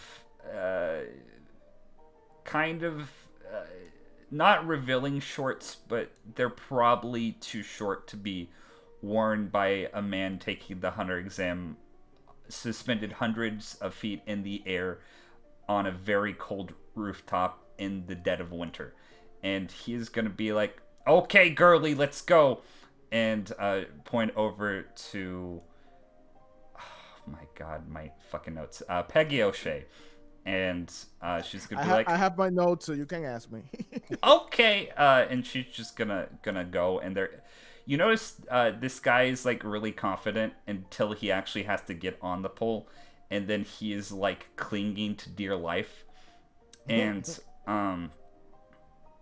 basically Peggy O'Shea, she just kind of like really easily with no problem at all just kind of walks across the pole, little to no effort. It's kind of hard to hear what they're saying from out there. albeit with all the wind, and this pole is actually a lot farther out than what you guys see. And you hear them talking for a bit. She is going to walk back on after about, I'd say, 20 minutes. This man is going to inch his way along for another 5 minutes. And then walk very depressedly down the stairs. Yeah, no, he's... and she's gonna look to you all, or look to, Biscuit, rather. Yeah, no, he's really boring. And I'd say another individual would do the same thing. Again, this is without them, like, taking any precautions. Like, they're like, just super confident. But this guy just falls off the pole directly after stepping onto it. And you hear him the Wilhelm scream. Yeah, no, you actually hear the Wilhelm scream. Toot, toot, toot. Another one bites the dust. You're taking it too. Shall we have a count, Dustin? Yup. There goes one. I would recommend everybody gets dressed up. It's very unprofessional to go on dates and not the right attire. And she just, like, looks down the side. Oh, that way they're already at that funeral best. Is there a changing room? Because I'd rather not get, dressed around a bunch of strangers. No, there is. And she leads you to the changing room. And Okay, you all have basically access to a changing room with numerous different outfits. And I'll say you can wear specifically what you want to wear because of anime bullshit. So let me check my notes. Oh, one very, very, very important question. Yes. Are the changing rooms individual? Yes. So no one can see you changing. Correct. Okay. Yeah. Why do I imagine Seox like he's trying to change or take a shower? You have like a shower mask that you put on. Do the changing rooms have showers? There are showers in them. They're kind of small. It's kind of a changing room and shower in one, but they have like actual doors and not just like curtains. So. Thank God I brought soap. Okay, if everybody's all right here, I'll be back in a little bit. I have to talk to some of the other competitors at a different part of the area. And for anybody who couldn't put two and two together, Tonbo is not with you guys currently. And why you guys decide on what you're going to wear and how you're going to go at this. Bisky is going to appear in this room. Oh shit, I didn't mean to do that. Tonbo, you see Bisky enter the room. I'm eating chocolate. Oh, this is the group of individuals that passed automatically. Well, good to see you all here. I don't know what else to say, but congratulations. And she gives like 2 thumbs up. I immediately hold a hand up in the air. Yes, Tonbo. Question. Why did we pass automatically? Oh, and she flips up a panda card. 'Cause you could see this. And she points to the purple eyes. Each one of these cards is printed with blue ink on it. But there is something else put over these, and only a select number of individuals can see it. At the time, it's probably not best that I disclose this information to what it is, even though probably some of you know. But because of this secret material, you were able to see it, and I know you have the ability to pass my test with no problem, as far as my standards go. other examiners will probably not be as lenient. And she like snaps the card, and it kind of disappears from her hand like a magic trick. Cool. Tonbo, could I talk to you for a second? Right. Sure. Okay. Grant, you keep Shalnark company. He's gonna actually like walk over to Shalnark, and like Shalnark, like not taking his eyes off of his phone, is just going to like put his foot like over Grass, not as like to be a dick, but to keep him from getting closer to him, and he's just gonna keep looking at his phone. They're in love, and he just walks over. Hello. That's weird. Hello, Tonbo. I probably shouldn't be telling you this, but I have kind of taken a liking to you, and I might want to pursue you as one of my pupils in the future. Do you know what Nin is? Nen. History check? Yeah, history check. Do it. Disadvantage, I assume? Yes. Well, actually, no. It's going to be normally, but the DC is going to be absurdly high, so... Yep. You don't know what Nin is. Can't say that I do.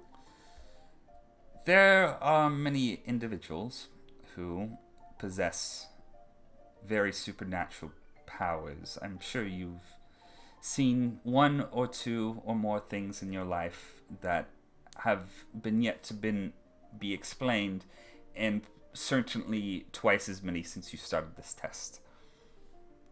There's been little things here and there I've noticed, and I mean, Dustin has weird teeth. Is that Nen? That, I believe, is spurred on by Nin, but I don't think that is specifically...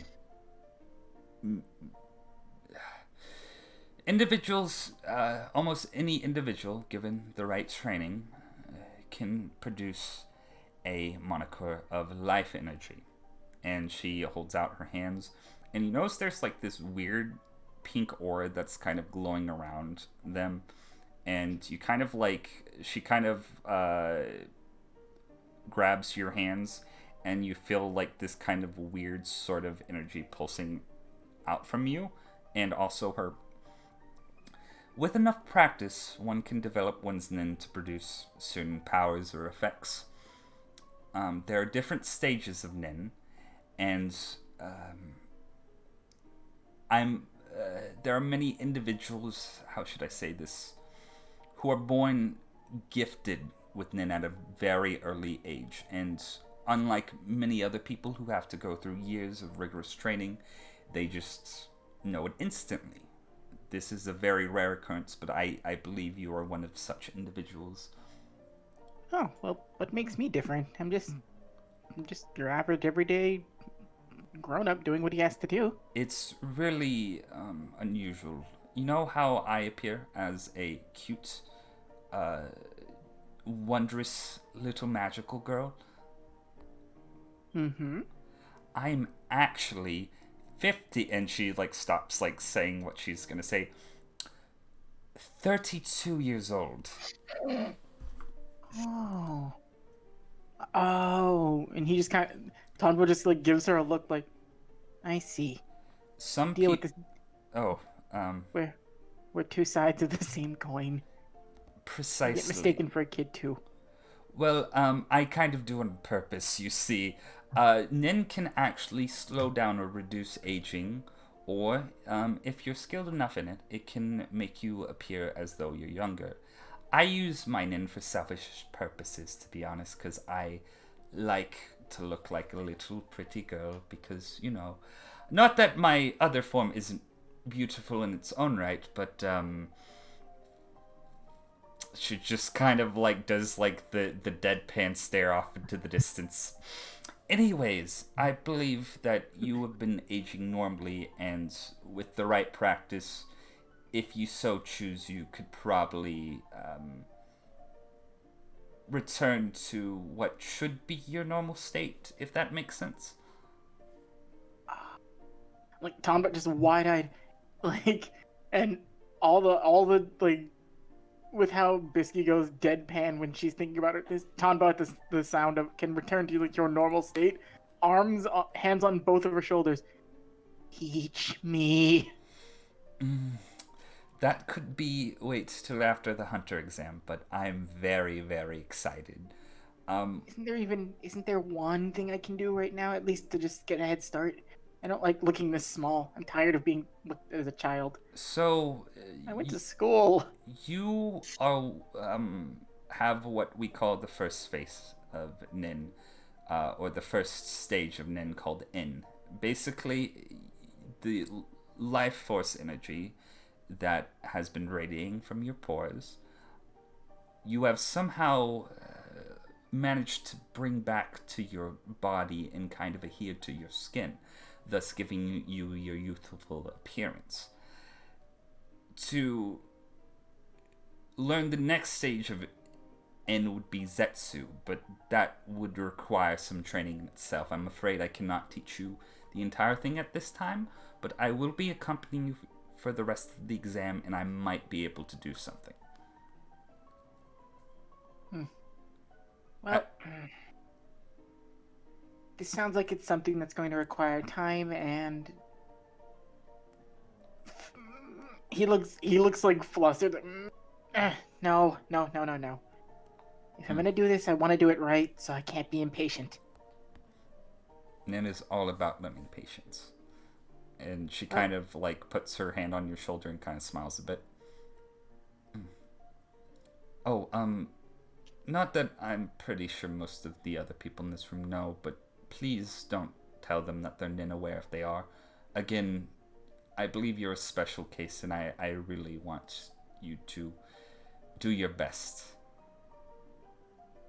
I do like the zippering of the mouth closed. Like, I won't say a word. I trust you. And with Tombo, that, what's Tombo gonna do before we transition? Tombo's just like sitting there excited and like just thinking about everything. Okay. And actually, he would pull out his book and start like just not like he's just jotting down little things, but he's not writing anything that would outwardly, like, if anybody peeked over his shoulder, give anything away. He's just jotting down that he's excited and that good things are gonna happen soon. Okay, sweet. Okay, so with everybody else, what is everybody else currently wearing? Ko is wearing a very tasteful black dress, just a regular A-line dress with pearls and then maroon colored flats because she doesn't trust herself in heels. Okay. Oh, that's fucking adorable.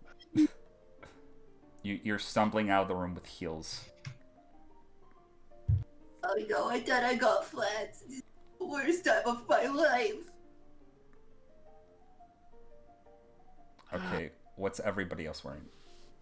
So, yeah, Grifter just kind of looking through the different outfits, and he grabs one real quick, and he's already just like really nice. So what you see is that he just goes in, and instead of because like the suit he's currently wearing is currently got some dust and stuff from our adventure that we already had just getting here.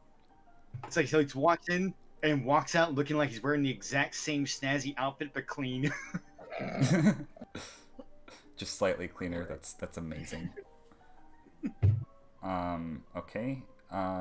Dustin, what are you wearing? Dustin is wearing a nice dark brown pinstripe suit with a bolo tie, and his hair. He's not wearing his hat right now. He's got his hair tied back with a dark orange ribbon. Thank you. That I fucking love that. That's mad as shit. Okay, finally, Seox. What is Okay. the mask man wearing? Okay, Seox comes out. He's still wearing his mask. He's still wearing the hoodie vest on. Yeah. But he's now wearing a white shirt, black formal pants, and a vest with a white bow tie. Okay. So, based on the initiative turn order that you rolled previously, Seox, you would go first. Do you choose Peggy O'Shea or Petrie O'Shea? Petrie. Okay. Petrie? That Petrie's I- the 25-year-old no, boy. that's not. Well, Petrie's a sorry, boy. no. Peggy and Polly with two. Peggy. Sorry, Peggy. I read Okay. it wrong. So Peggy comes up. She kind of like doesn't talk to you, and she walks out onto the little pole. Okay, she went. Okay. Roll me just a acrobatics check to get across this pole real quick. Acrobatics. 15? Okay. You do so with no trouble at all. It's very kind of intimidating at first, but you've gone through similar training that makes it a lot easier. You look across the table and you see Peggy, and she is kind of just sitting there looking very bored out at the rest of the city. What do you do? Okay, is she looking to me or to my side or towards other place? She is currently not paying attention to you. Okay.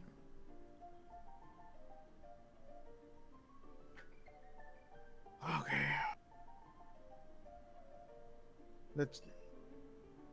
So, my name is Seox. I wish to know your name if you would introduce yourself formally. Oh, my name's Peggy. She draws attention away from the city and kind of looks over to you. So, Miss Peggy, what things excite you? You seem pretty bored, so there has something out there that you like. She thinks about it for a moment and roll a persuasion check. With advantage for one specific reason that I cannot specify. 20. Well, since you asked, I recently purchased a very, very, very expensive firearm that I'm very excited about. Oh, a firearm. That sounds interesting. You are into weapons? Oh, yeah, and she, reaches into, what looks to be a pocket in her dress that you didn't notice before, and almost like Looney Tunes style, pulls out a actual size Gatling gun and slams it down on the table. Oh, now Marry that. Now this is a weapon. Oh, I know. I'm so excited about this. I got a discount on it, and it... Oh, man. Oh, right as she says this, you feel a large gust of wind. I want you to make me a strength or dexterity saving throw of your choice. God damn it, not now. Okay. 11. Okay, so basically what happens is you're very kind of interested in what she's saying and you forget that you're on a pole. A wind blows across your face and you nearly fall off, but you're able to lock your legs in at the last second. And what happens is you kind of spin around the pole and are now sitting back up. And this happened precisely as she was looking away, and she didn't notice that you just nearly fell off. And she's going into full-on description about this gun. Okay, so I got it straight from the Mimbo Republic, and they're kind of not too crazy down there, but you need a... And she just is going off about the intricacies of this gun, and she's just super fucking happy. I'm actually paying attention. Okay, do you say anything as this is happening? You seem you know this stuff. I've always been a fan of more personal weapons. I take from my coat my two gauntlets. Yeah.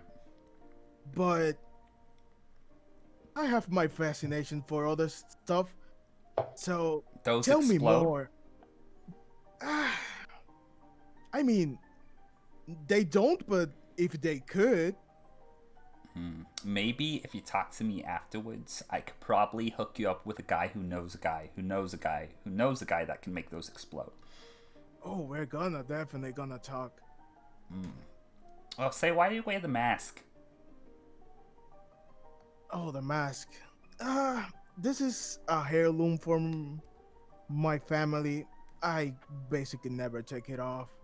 I kind of want to keep my personality a secret. You're so mysterious. And she kind of like puts the gun aside for a second and is like has both like elbows on the table, like holding her face. Every man has his own secrets. That's why it's interesting, isn't that? Say, I want to talk to you more, but... And she is going to make a sleight of hand check. You notice it right away. She slips something into your pocket. I'm afraid that the exam is over, but see you around. And she is going to walk back to the end. You now have her phone number. Wow. God damn. Yeah. Like butter, Louise. Clap, clap, clap. I make myself back? Okay. Question mark? Bravo, bravo. She likes mysterious guys. Oh shit, we're gonna get another wedding episode for our campaign. God damn it. Yes. I was a shoo-in. Okay. Next in line, it is Grifter. Alright, so while Sayax was up there, at the same time I was getting changed, also found a little evening dress for Courtney somehow. Somehow, some way. Somehow, some way. You found a pink tissue that you form-fitted into a form-fitting dress for a caterpillar. Congratulations. This one's having to be tarantula sized. One little thing. Yep. While Grifter is going there, I'm like, oh shit, the grasshopper. Yeah, I look for the grasshopper. The grasshopper was actually hiding like in your hair. Oh my god. But I don't know if you realize this, but you just had a Mulan moment. Yeah, no, yep, straight up Mulan moment. You okay up there, bud? You see as the grasshopper pops out of here, and he has a tiny camera, and he shows you a picture of Peggy, and he's like, "Look at this photograph." That doesn't happen, but it happens in the alternate universe where that can happen. I was trying to find a way to implement some Creed lyrics. God damn it! Well, That's not even Creed. That's not Creed. Not great, Nickelback. Wait, it's not Nickelback, is it? Yeah, Yes, that's it is. Oh god, they did like the same thing to me. No, Creed is with arms wide open. Oh shit. Oh, I've made myself a fool. All right, Next. the grasshopper is now Chad. That way I look less. You played yourself, Cable. I have. Oh my god, I'm dying.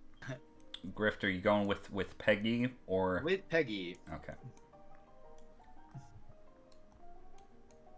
So Peggy is going to go out on the edge. Roll me a general acrobatics check. Well, all right, Courtney, let's have ourselves a date. Oh boy. Okay, so you kind of stumble at first, but not too badly. You're able to MacGyver your way. That wouldn't be MacGyvering. You're able to Jackie Chan your way across this pole and get to the other side. And you see Peggy just kind of doing her own thing, not pretending like she's not paying attention to anybody. Well, good evening, miss. Name is Grifter. Grifter. It's sort of chosen for the profession I chose for myself. Well, not so much chose as was forced upon myself. What would that be? Oh, the regular old swindling, thieving, lying, importing. I just saying that because I'm a mob boss's daughter. No, I'm saying this because, like, literally because I was pretty much forced in the way of the streets and had to fend for myself. Hmm. Although, a mob boss's daughter would provide quite a bit of information now, wouldn't she? She'd be privy to quite a bit of information now, wouldn't she? You're looking for information? Well, this just happens to be a fortuitous moment for myself. Perhaps you might know of the Bayer family. Bayer family, Bayer family. Let me... Out of character, don't they make drugs? I've heard of them, but no. Can't really give you much information if, you know, kind of like gestures to a empty wallet, or not empty wallet, but she pulls out her wallet and like points down to it. Information's usually expensive. Yes, I do catch your drift. And popping in 200 Jenny. Okay. Officer Jim. Roll a persuasion check with advantage. 21. She slides it. Basically, reaches her arm out, slides it into her wallet. Okay, I assume this is good enough. Bayer family. I only vaguely heard about them. From what I remember, if anything, they some sort of rich people. That would be correct. Yeah. Something bad happened to them. That would also be very much correct. Something bad happened to them, and I know there was some sort of very dangerous artifact involved. Is there someone? Do you happen to know if someone is still on the look for that artifact? There are numerous people on the look for that artifact. Would you happen to know where it is? Oh, as you know, information does come at a price, but I'm afraid this is something no one around me is going to be able to afford. See what you did there. I like that. Safe. I mean Grifter. I mean Bob. I mean George. Roll me a dexterity or strength saving throw of your choice. Windy night. Dan, you're on the top of a huge fucking building. Okay. You basically feel a giant gust of wind kind of blow against you as you're standing on this pole. You are able to wrap one of your legs around the pole with kind of little ease and avoid falling off. And making sure a hand over Courtney so nothing happens to her. Courtney is like very violently grasping at you, despite being a caterpillar with little caterpillar peats. This would be the big old tarantula. Yeah. Oh no. Oh fuck. That's right. The cat. Okay, I forgot. Yeah. No. Courtney she's able to stick onto you pretty well because she has the big, tarantula, hairy tarantula legs with the spikes. She the lady. God damn it. So, I suppose that's good enough. But Say, what got you? How did they get you to come to this exam anyway? oh, my dad, he's one of the 10 Dons. Might owe a favor to the little prima donna. Of course, family favors. Yeah, I don't mind though. I like doing dangerous things like this. It's a lot more exciting than what I normally have to do. You do get to meet a lot of peculiar people this way. Yeah. it's nice to get out of your own bubble every once in a while. And plus the occasional, I don't know, show on the way to the bottom floor, direct route is a little bit amusing at times. Yeah, there's been a couple of fall-offs. They didn't look like they were fit to become hunters anyway, so I guess it's fine. Easy come, easy go, I suppose. Yep. But yeah, so, in the interest for any more information, I gave your little mask buddy my phone number, so... Well... Have him call me. Oh, that's gonna be fun. Will do, and thank you very much for letting me know there was apparently more than one. Toodaloo, and she does the finger wave. Have a good night. Okay, you're able to get back on the platform with little to no problems. Seox, call her.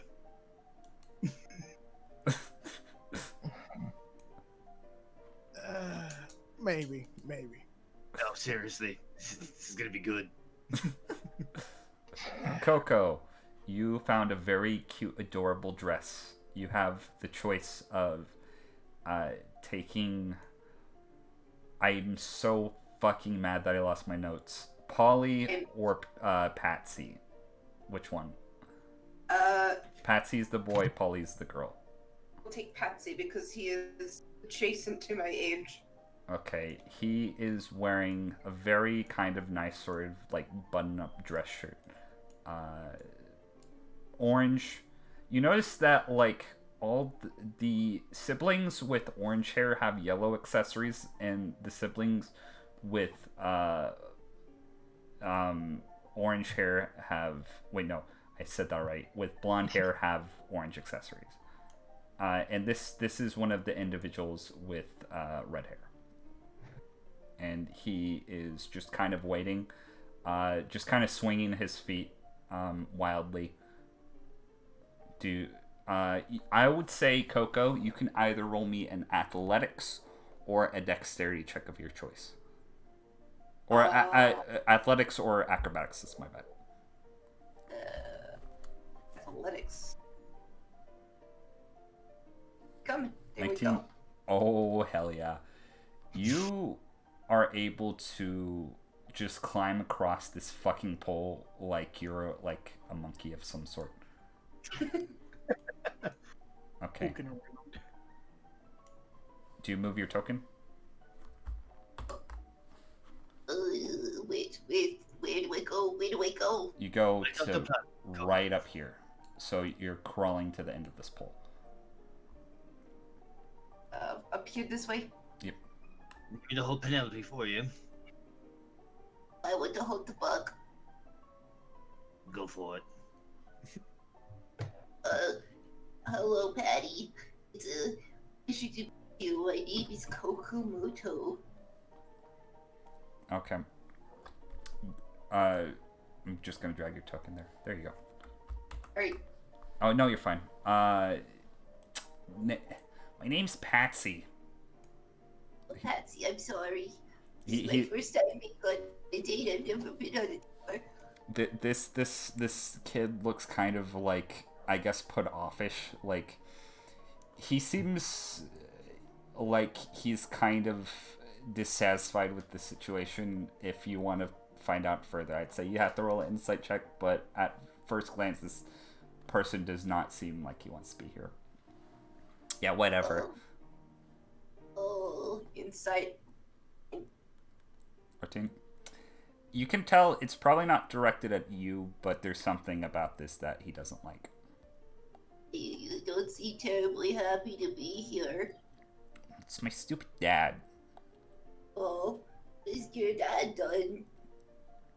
Well, first of all, I told him that I was going to be busy tonight, but then he's like, nope, you're not going to be busy. You're going to do what I want to do because I'm your dad and I'm the authority figure and I'm a big imposing mafia boss, but it's...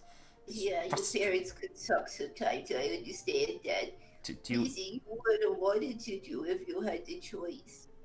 do you have shitty parents? I wouldn't say shitty, but they can be a pain sometimes. Just like, sometimes I just wish you'd let me do my own thing. I know, right? So, what's your story? I want to be a famous archaeologist. Learn about all different kinds of cultures, just like my hero. And also, figure out why I could do this. And then she's going to flex the arm with the claws and shit. Okay, so basically you kind of like flick your arm and it goes from being a normal human hand to a fuck off weird velociraptor claw, and he's like, his eyes instantly go like bright, and he's like, oh well, that other shit you were saying before is kind of boring, but holy, just like is grabbing his hair looking at the claw. What? How can you do that? Be sweet, right? I honestly don't know. I want to find out though. Oh, it's so cool. Can you cut something with it? Sure. She's gonna something on the table. There is kind of these empty glasses and empty plates, like to look as if it was a fancy dinner date, but there's not actually any food. I'm going to attack as to try to like slash it with the claw. Okay. Roll attack. Oh my. So normally, Wow. Coco, I was going to, if anything other than natural 20, that would have hit this cup, would have instantly smashed it, and it would have just like looked like you just like exploded a glass cup. You're able to skillfully slice this thing into 3 individual pieces, and it does the fucking anime thing where you slice your hand, it doesn't move for a second, and then poof, instant perfect cut. And this little fucking twerp that was so off-put moments before is completely enthralled into everything that you are, which is weird as fuck, but he likes it. I'm glad you're impressed. Most people find that really repulsive. I just like, can you teach me how to do that? I don't know. Oh. I've tried. My brother has harassed me about it before, but I have tried, and he can't. He just can't. Well, it's still pretty cool. I mean, I can try though, and I don't see a problem with that. But I don't know if I can do that. You know what? You pass. Oh my god! I've never passed a dating before. Oh my god, my mom is going to be so proud. He like leans over the table to give you a high five.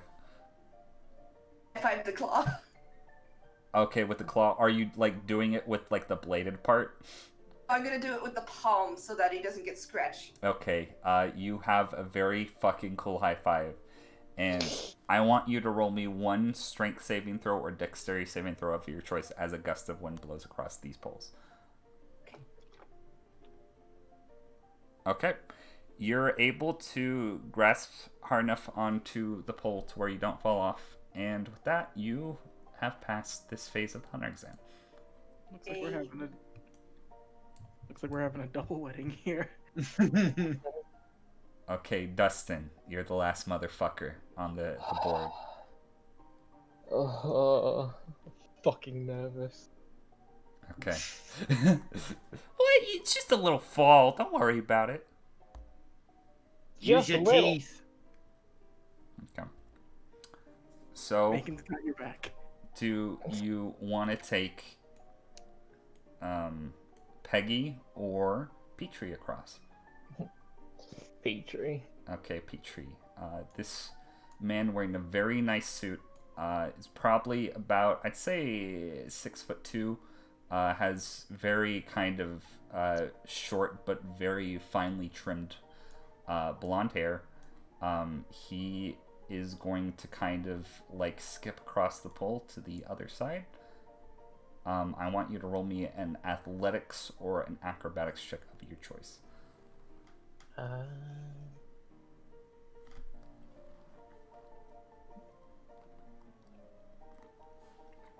Okay. So you kind of like are able to fucking nail this first initial challenge of climbing across this pole. You kind of like wait a moment for the wind to stop, and then you kind of gallop to the other end with little to no problem. You see this man, he is currently actually filing his nails. Well, hi there. Oh, hello, I didn't notice you. That's a joke because, you are obviously part of the hunter exam and I have to examine you. I understand. And may I just say, you look more handsome than a gem eclipsed by the moonlight. Oh, spare me the short talk. Okay. So, what's your interests, cowboy? My interest is in something a little like this. I'll pull out my pocket watch with the tooth on the front. Me, I'm interested in rare treasures. Like illegal rare treasures or legal rare treasures? Whichever one can get me the highest price. How expensive is that little tooth of yours, by the way?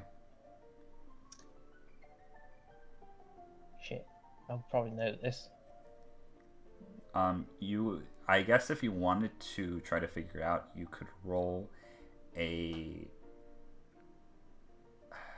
I would say a history with advantage based on your background. Or a general intelligence check, but that would be the same stat, I think, so. Yeah, actually, +4 in history, so. 19. Oh, 9. You notice that, or you kind of remember that usually rare fossils sell for about 1,000,000 zenny. You probably could sell this one though. It's a little bit less rare, considering considering it comes from a velociraptor skeleton, which are kind of fairly common. So, at least in the fossil world.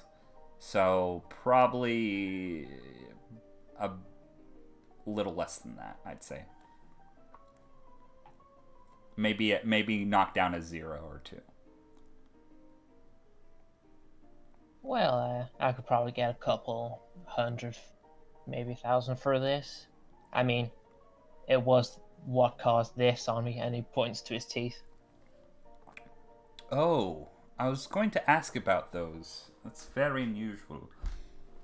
But if you're willing to sell it, I would be more than happy to take it off your hands. I love collecting valuable goods. I'm afraid this one's not for sale.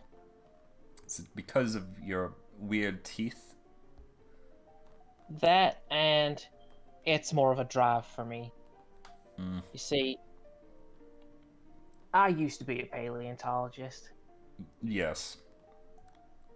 Which obviously explains the tooth, but something I don't really tell other people is how I got fired from that job. There was an incident that happened. A few rare bones were knocked over and toppled on top of me. A few of them cut me up real good. I was in the hospital for a while, but as soon as I got out, apparently my co-worker, who I'd completely trusted at the time, pinned the whole blame on me. Whose fault was it? I still have no idea. I still think it was her, though. Because she was very adamant in trying to shift the blame onto me. It's very unfortunate, but your story is interesting. So this is just a reminder of that, and to keep going on. And by go on, I mean I'm gonna steal every last treasure I can find, because they're in the business of digging up them and giving them to the museums.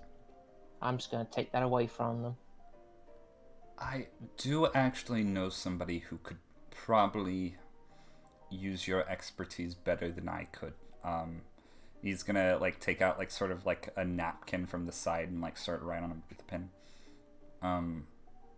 Okay, so if you're ever in the general area, there is a up and coming mob, important member in the Mafia community. His daughter has a very peculiar. Excuse me, this is a baddie fuck up. I can't say that word. Peculiar. That's the word. I'm gonna pretend that character said it, not me. She has very. She's interested in various different body parts from individuals. I'm sure she would be more than happy to buy any old fossils off of you. And he writes the name Nestrad and pushes it over to you. Well, thank you kindly. I may be doing a lot of business with them in the future. Whether I become a hunter or not, probably. Right as you say that, I want you to roll me a strength or a dexterity saving throw of your choice. Oh no! Oh no. Oh yeah.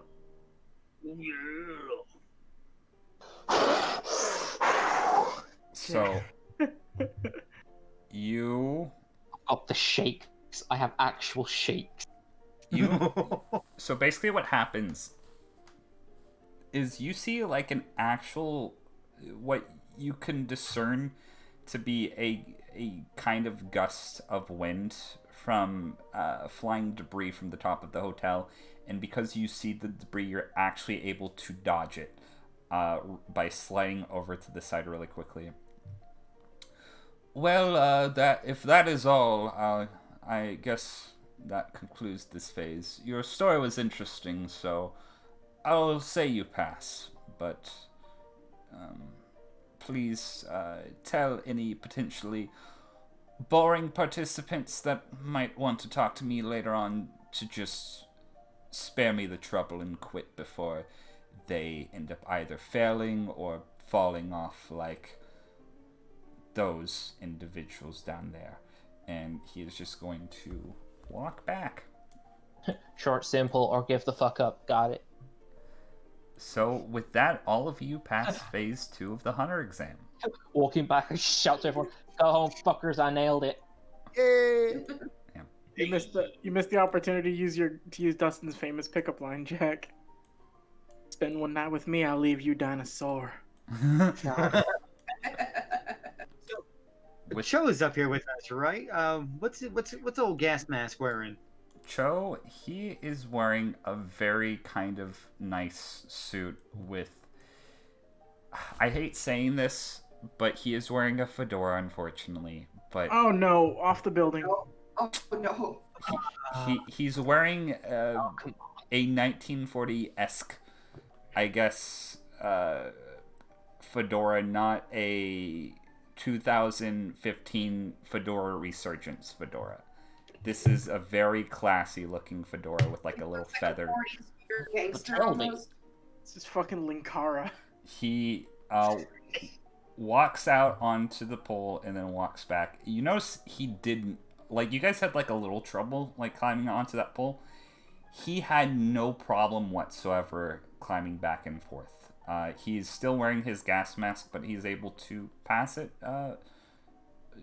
Pass, from what you can tell, pass the test with very easily. It's actually kind of weird because you've known him to be this kind of closeted individual, and you don't know much about him, but he's able to do it with little hardships. With that, there are a number of people who don't pass. Most of them did not fall off, but unfortunately, I'm sorry guys, Aegon, the elderly man with the giant fucking nose that looks like a Muppet, was Batty, rejected. he just irradiates like big dick energy. How did he not pass? There's more to a relationship than having a large penis, Cable. I'm No, sorry. the energy. He So like with all these anime characters, the hyper realistic Muppet has to walk off the stage. he kind of like gets in the elevator kind of like sad. Bourbon also does not pass because he is creepy as fuck. He's like a snake guy and he doesn't have much personality behind that. Other than that, one of the Amori brothers also fails and he waves to his brothers. Unfortunately, Hanzo passes. Hanzo shouldn't be over there. He's too handsome. He's too handsome to fail. Thought there was more to this than just energy. Aegon's way better than Hanzo. He's got a heart. This lady just doesn't. There's actually a lot of contestants that just they don't even fucking try. Like they just like give up like before even attempting to cross. Oh, Toto. Yeah, Toto. Unfortunately, he like almost had it, but then he made a comment that he should have had. He shouldn't have, and you notice that his arm is currently limp. Oh my god. You look good enough to eat. Yeah, no, he's clutching a shattered arm right now. That's all right. But I'm going to change the amount of contestants that are left because there are a number of contestants that did on stream for everybody to see. But you guys, unless if you're watching stream, but there are currently about, I'd say, 78 contestants left. Still too much people. Still too much people. Meanwhile, I'm doubling down. We managed to convince Shalnark to play look at this photograph off his phone. We're just having a party over here. Yeah, Shalnark with his 1998 cellular device is looking up YouTube videos. Tunes. It's NenTube. NinTube. No. It's so dumb. You play Snake on his phone. With that, Bisky is going to get back on stage. Well, only a few people died. That's good. Thank you all for participating in this phase of the Hunter exam. I hope you had a good time. I'm sure these individuals did. Say goodbye now, everybody, and they kind of basically. Farewell, Aegon. What do you say, Dan? Farewell, Aegon. Aegon is just like so fucking depressed. He doesn't know why he was rejected. The poor bastard. He was gonna have like so much fucking backstory, and now I guess But anyway, Go to an island and find a crab named Pinchy. He will take you where you need to be. Jesus. Maybe that's where we'll find Rando too. As Bisky's concluding this phase, you see a elderly man, very muscular, with a kind of mustache, long gray hair, very kind of pronounced jawline, is like literally climbing up the side of the building. Anybody can roll me a history check with advantage. He is climbing right over here, and I'll get a token for him. Well, I'm not there, so I can't. History. Oh, 10. Okay. Finally, I've made it to this phase of the Hunter exam. Oh. He's very, like, kind of disheveled and weird looking, and Biscuits would be like, wait, who are you? Oh, my name is Bojo. I was supposed to take this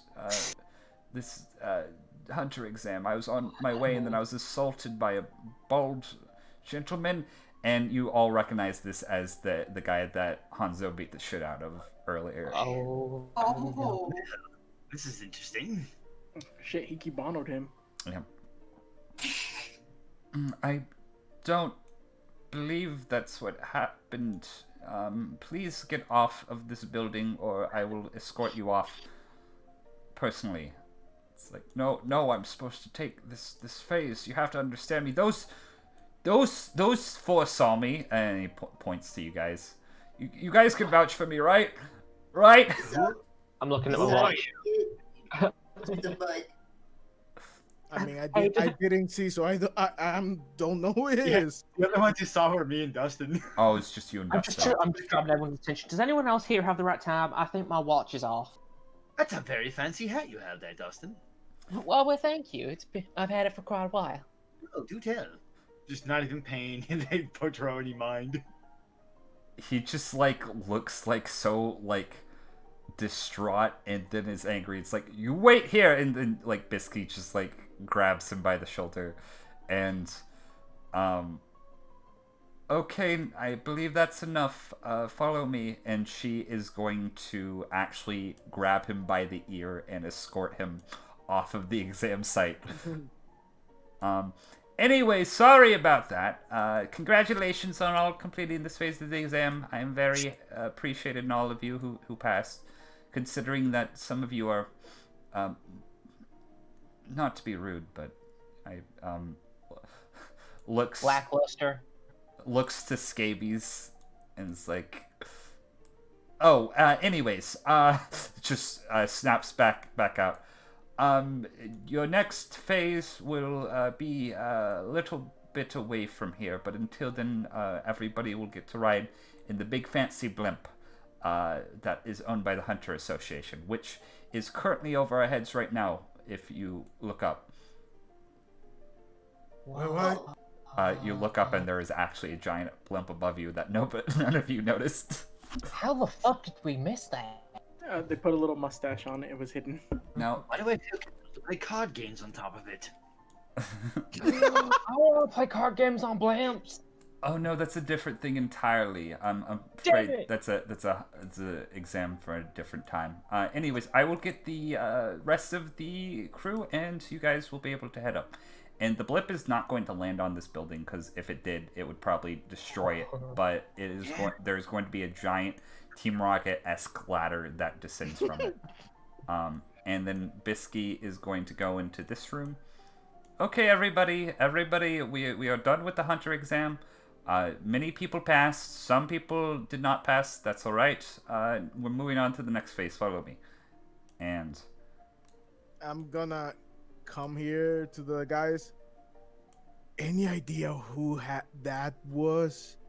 Cause Couldn't hazard a guess. I may have an idea, but I'm not at liberty to say. Just immediately elbow Dustin like, I said I wasn't allowed to say, so I'm not gonna say a thing. Even saying that you're not saying is too much saying. He covers his mouth. Oh shit. Loudly, Tombo would be saying as they walk back, holding hands. And yeah, you know, Scythe and Dustin, Grifter and Dustin, they're both really honest people. They always tell the truth. oh, aren't those your friends over there? I think they passed. Oh, hey. He's still in suit. Oh, they look fancy. Oh, you guys get to keep those, by the way. Hey. Oh, really? Nice. Oh god. Oh fuck. I gotta draw in a suit now. Did Tombo change clothes, or am I still covered in blood from the surgery I was performing like an hour ago? I think you're still covered in blood. Nobody has paid you much mind. I demand new clothes in a moment, but okay. I mean, you can ask people. You notice that your friends are wearing different clothes, so. New clothes. Although Grifter looks like he's wearing the same outfit, but entirely clean now. Alright. I apologize, Louise. I cut you off. Oh yeah, no. So basically, you can. I guess you can walk over to your friends, and then if you do so, Anne and Grass will follow, because Anne was talking to you, and Grass has no friends except you. So. Oh, hello, Anne. Good to see you again. Oh, hey there, and looks like we all passed. Purple card, I assume. Yeah, and she spins her card, and it is not purple to you. It is blue. Ah, I see blue. Oh, that's weird. That's fine. We had a very interesting time, actually. It paid off well, actually. Why are you all I dressed? think I just got through by the skin of my teeth. Oh, Grips is up. Oh, Tombo, you can have Courtney back now, and you'll notice he has a yeah, a fancily done tissue-made evening dress now. Courtney, you're beautiful. She Yes, clacks. we passed our date. Wait, you guys went on dates? Yeah. Aw. Well, see? Seox like slightly looks at Peggy, looks back at Tombo. By the way, you all look very nice, and are there any clothes around here? I think the blood is starting to harden on these, and I'm having a hard time moving. Changing room right over there. Yes. It's also a shower too, so. Oh, perfect. Yeah, you should get at least cleaned up. That's gonna stink. So, for the sake of it, just for time, real quick, Batty, it'll be that yellow outfit I drew Tombo in. Oh shit. Okay, sweet. We'll say you just change into that. You can describe it why I'm reloading back into Roll20 because I accidentally rolled out of it. Oh, look over here, grass, a ledge. Don't you touch grass! I was just showing Tom- him. You see Just Tombo showing him coming back in. God damn it. He's wearing a button-up shirt, somewhat similar to the one he was wearing before, but this one is almost like a... think of like a sort of darker, almost orangey yellow, with very light gray shorts, and then shoes that are alternating between the two colors of the shirt and the shorts. Well, I'm gonna take my time, and since Tombo is gonna go to change, I'm gonna go change back to my normal suit. Okay. You guys change your clothes if you so choose. I assume I would collect my bugs back too under the hat. Yes, all your bugs return. This is not meant for combat. Bye. All right, Creed, Penelope, Jonah, Courtney, and Megan. All right, everyone's all accounted for. Grass. Don't forget grass. Grass is like doing the thing that like toddlers do when he's like holding his arms up, like, please pick me up. Pick him up. For fuck's sake. There you go, Grass. You had a long day today, didn't you? Yeah. Damn it, what is it about you that I can't get rid of? So, Tombo, spill the tea. What happened? I didn't have tea. We had punch. Of course you did. Of course. Oh yeah, we just waited in a room for a while. I don't know why we were all there, but you know, apparently we passed without doing anything. Oh, lucky for you. Yeah, he holds up the card. What color is this to you guys? Blue. It's blue talk. Guessing it's Everybody. supposed to be purple for you. Yeah, No. we see purple. Grass, what color do you see? He points to Grifter's hair.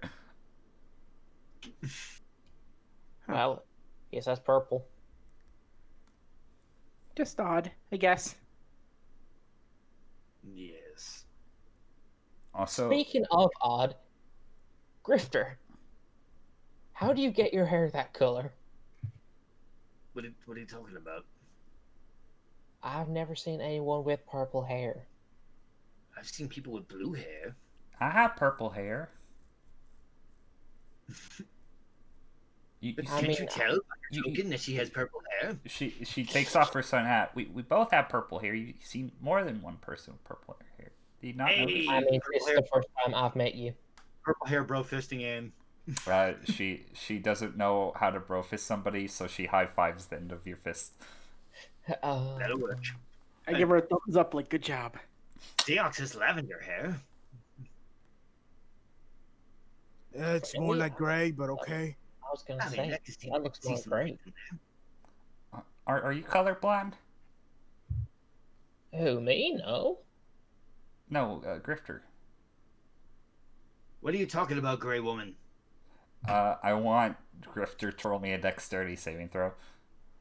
Oh no. So one. The rope ladder finally reaches the platform, and you barely dodge out of the way as it nearly smacks you in the face. Oh, that would be fucking Funny. Oh, well, all aboard. Ladies first. Okay. Do you all climb up to the blimp? But of course. Yes. Ladies first, Grifter, after you. So Go fuck yourself. you I make a guys, point to help out Anne and Grass if they need it. they're able to get up pretty good. Except, well, actually, Grass actually kind of like scurries up the ladder, very like weirdly. Like you can tell he is more animalistic when he climbs up that ladder than human. It's very weird. But you guys make it to the blimp, which I should describe. It's like this kind of big turquoisey green blimp with like a shark face on it, kind of similar to what you would see on like I guess World War II bomber jets, but it's a blimp. And you guys get into the main platform, and it's actually closer to what I would describe as a nice hotel. Like, not a fake nice hotel like you guys have been in for however long, but it has polished sort of floors that you can see reflections in that are so shiny. These intricate white walls with various decor. And the second you kind of like enter into this blimp, you see the same short green headed man named Beans, and he's like, "Congratulations for completing the second phase of the Hunter exam." And he throws out his hands, and like little confetti like goes from them. So before we start the next phase, I'm afraid that we're going to have to take a small break. I know many of you are very impatient and probably would want to continue.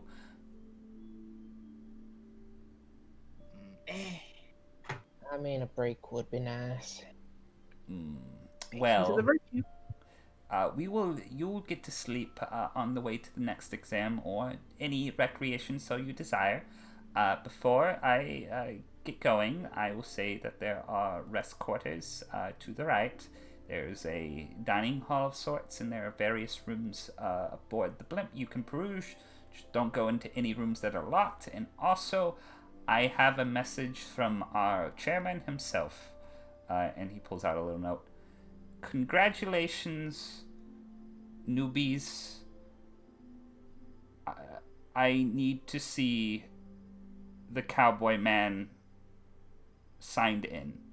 I don't know what this means, but whoever the cowboy man describes, I want him to follow me. Puts hat on head. I think that's supposed to be me. You are very cowboy-like. Come with me. And he's going to hold out his little mitts. Also, I would say Kanzai and Bisky are with you guys. Even though they're your previous examiners, they have seemed to follow you to this next phase. Oh, hey, handsome. I didn't know you were here, too. Keep on looking, freak. He says to the person with very sharp teeth, as he is also a person with very sharp teeth. Come on, we're sharp teeth bros. You have to see the old man. I'm going. Okay. What is? I guess we'll do you guys want to roll casual initiative or use the same rolls from earlier? I think just to spice it up, maybe reroll. Okay, Hurry. yeah, that's fair. Let me delete all these previous ones first, and then click your tokens, and then Oh my god, all the times I've forgotten to do that. click your tokens, roll initiative. 6. 5. 23. 11. Okay, sweet. Let's rearrange Tombo this. and Poco party. Okay, Seox, what you doing, bud? You're currently aboard a blimp hundreds and hundreds and hundreds and hundreds of feet in the air. So just the examinees are here. Which of the examinees? The ones you met, you notice Tonpa's still there. You don't know how he passed, but he's kind of sly to other people. You notice he probably didn't know how to handle Tonbo and Coco, but everybody else you see him talk to, he seems pretty actually he seems to have a hold over people. Hanzo's there. Scabies is still there for whatever reason. One couple of the people that you saw Dustin talk to are there, and better be fucking there still. other than that, you see other familiar faces, but none that like left enough of an impression to like you didn't like either talk to them directly or you just didn't interact with them. So you recognize them, but you don't know much about them. Okay. I'm gonna go over to Cho. Sup? So, how you holding up? Last phase wasn't hard. I don't know why everybody was having such a problem with it. I mean, not everyone is good at talking out of a situation. Oh, I was talking more about the climbing on the pole part. That surprised some people actually fell off that. It's not really that. You think people taking the hunter exam know how to handle their heights? I guess people are just naive. I guess so. Well, at least there were some people who just decided that they'd rather not take it, and they'll have a chance to participate next year, but probably not the poor bastards that took a little spill. Yeah. Anyways, who you went with?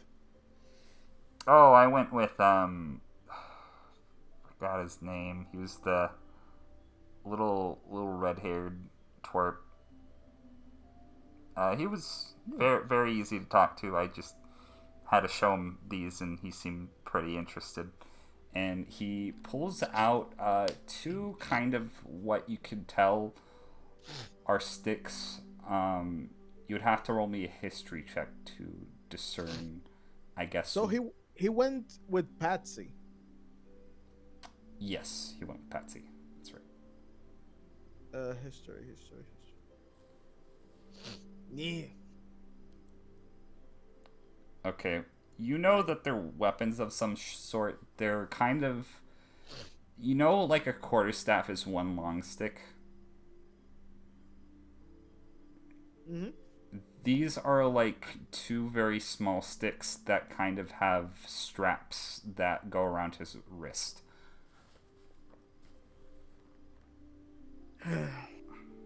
How do those work? How do you think they work? And he just like does like a couple of action poses, just like kind of like not like in a efficient like fighting like style, but like to try to like I guess show off. Yeah, your technique still needs work, but that's fine. Wait, do you know how to use stuff like this? Oh, I take out my two fist weapons, and I strike my usual martial art pose. Oh, you're trained to fight. Oh, that's actually really cool. You mind if we spar for a bit, actually? I wouldn't mind. Okay. You guys actually do find a room that it almost like seems like a gymnasium sort of like area. There's wooden paneled flooring and kind of these padded walls. Roll me I guess, how do you want to teach Chow to fight? I want to teach him to move like in this style that's just move as little as you need to move and just do precise attacks. Okay, so to do so, I want you to roll me a general wisdom and a general dexterity check.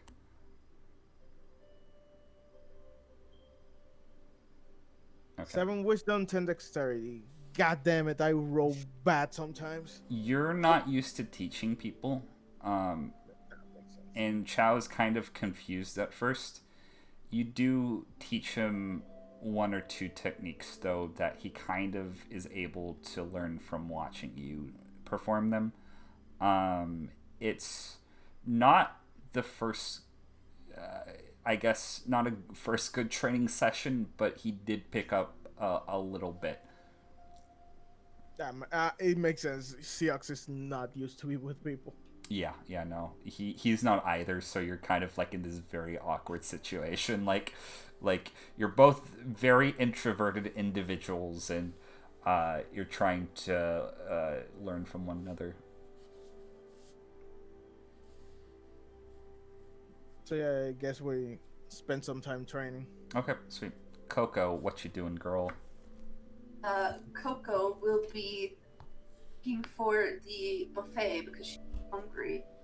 Okay, so you go to where being said the cafeteria was, and you see kind of a have you ever been to a salad bar at like a pizza restaurant? I have, actually. Yes. Imagine that, but like almost every type of food like on it, and it extends the entire length of the room. Is like visibly like sparkles in the eyes, just like, Oh my gosh, it's like food paradise. she's going to get her nosh on. Oh shit, okay. Yeah, no, you start chowing down. There is just like so much that you just start gorging yourself on. And you notice like there's like a couple other individuals like also eating. But like you start like digging in, and like they're just kind of all looking at you like, holy shit. I'm a growing woman, okay? Just don't bother me, I'm sorry. She's Son Goku eating. You're shonen protag eating, which makes sense. It really does. Yeah, it does. But yeah, no, the food's delicious. It's very good. Is there anything else you want to do? That's pretty much it. She is eating food, and then she's gonna find a room to take a nap. Okay. There's just kind of like a room with sort of blankets provided. You know that there are probably actual sort of hotel-esque bedrooms in this, because you have seen like people get into them, but you probably discern that you don't have access to them now, considering how there's 78 people on board this vessel and there's probably not that many rooms. But there is kind of a room that people are sort of like laying down in with like blankets and stuff. We'll take her pack, and she will just close up against the wall. Okay. Tonbo, what you doing, boy? So this would sort of depend. Like, once Tombo would sort of like find a spot to like post his bag up just real quick and like look around. As he's like looking, who would I immediately see where we all are, Batty? Like, who's within like the general area Of where you are currently? Where did he go again? Just anywhere near sort of like the like where we first go in. Like, I just want to know who's like around so I can make a decision on what I do. You, Anne's still with you, Grass is still with you, Grifter's still with you, and I think Bisky would still be talking to Kanzai, like in the general area, but they look like they're about to go someplace. Everybody else is like kind of left to do their own devices. Tonbo resists the urge to be sort of like impatient and learn a little bit more to like go talk to Bisky, and he actually he posts up and he just kind of like sits down and like begins to talk to Anne. Okay. Oh, hey there. Hey, And I was curious. Just you don't have to say it if you don't want to. I'm just wondering. What do you want to be a hunter of? She's gonna like think about it for a second. Honestly, I kind of don't know what kind of hunter I want to be. I just I have my own reasons for doing it, but I don't really have a set goal in mind. Now that you mention it, I think that's nice. People get to do this and then they sort of find what it is they want as they go along with this, and I think that's really cool. wait, what do you want to do, Tombo? Tonbo would look around, and he does genuinely like trust Anne a bit more. So he would go into his bag and he would like pull out that book that a grifter saw him writing in earlier and like hand it to her. Huh. My mom and dad, they used to. When we were little, when I was little anyway, we traveled around a whole lot, all over the place. Seeing lots of different, like, things in nature and just exploring and learning as much as we possibly could. They never got to finish doing it before they died. So, and he just kind of, like, puffs out his chest, and he's got a little bit of, like, tears in his eyes. I'm gonna do it for him. She's gonna kind of look at you for a second and gonna roll something real quick. She's gonna like thumb through the book and then after a minute probably give it back to you. I think they'd be really proud of you. I hope so. I don't know if I'll make a good hunter or not, but this is the only thing I could think of to even kind of do the right thing. It feels odd sometimes. I'm not used to being around this many people who actually will, talk to me. Is it because you're a weird bug guy? Yeah, they don't. And Well, he just he lets like Megan crawl on his finger. Like, I know she can't talk back, but it makes me feel better to think she can. and it's gonna like pet Megan actually.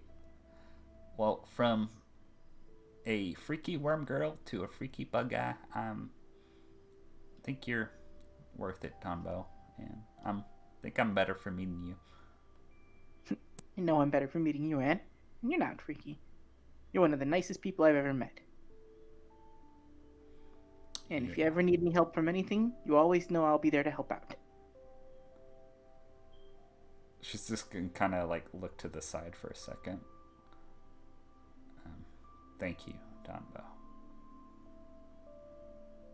Just smile up at her, and then I just go back to I just sit next to her, and that's it. Okay.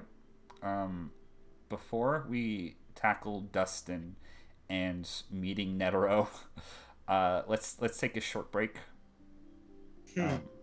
We will be back in a second, everybody. All right. If anybody wants to reach out, they can. I'm going to check and see if there's been any notifications I need to read off, and then I will be right back afterwards. I'll be right back too. I didn't expect those.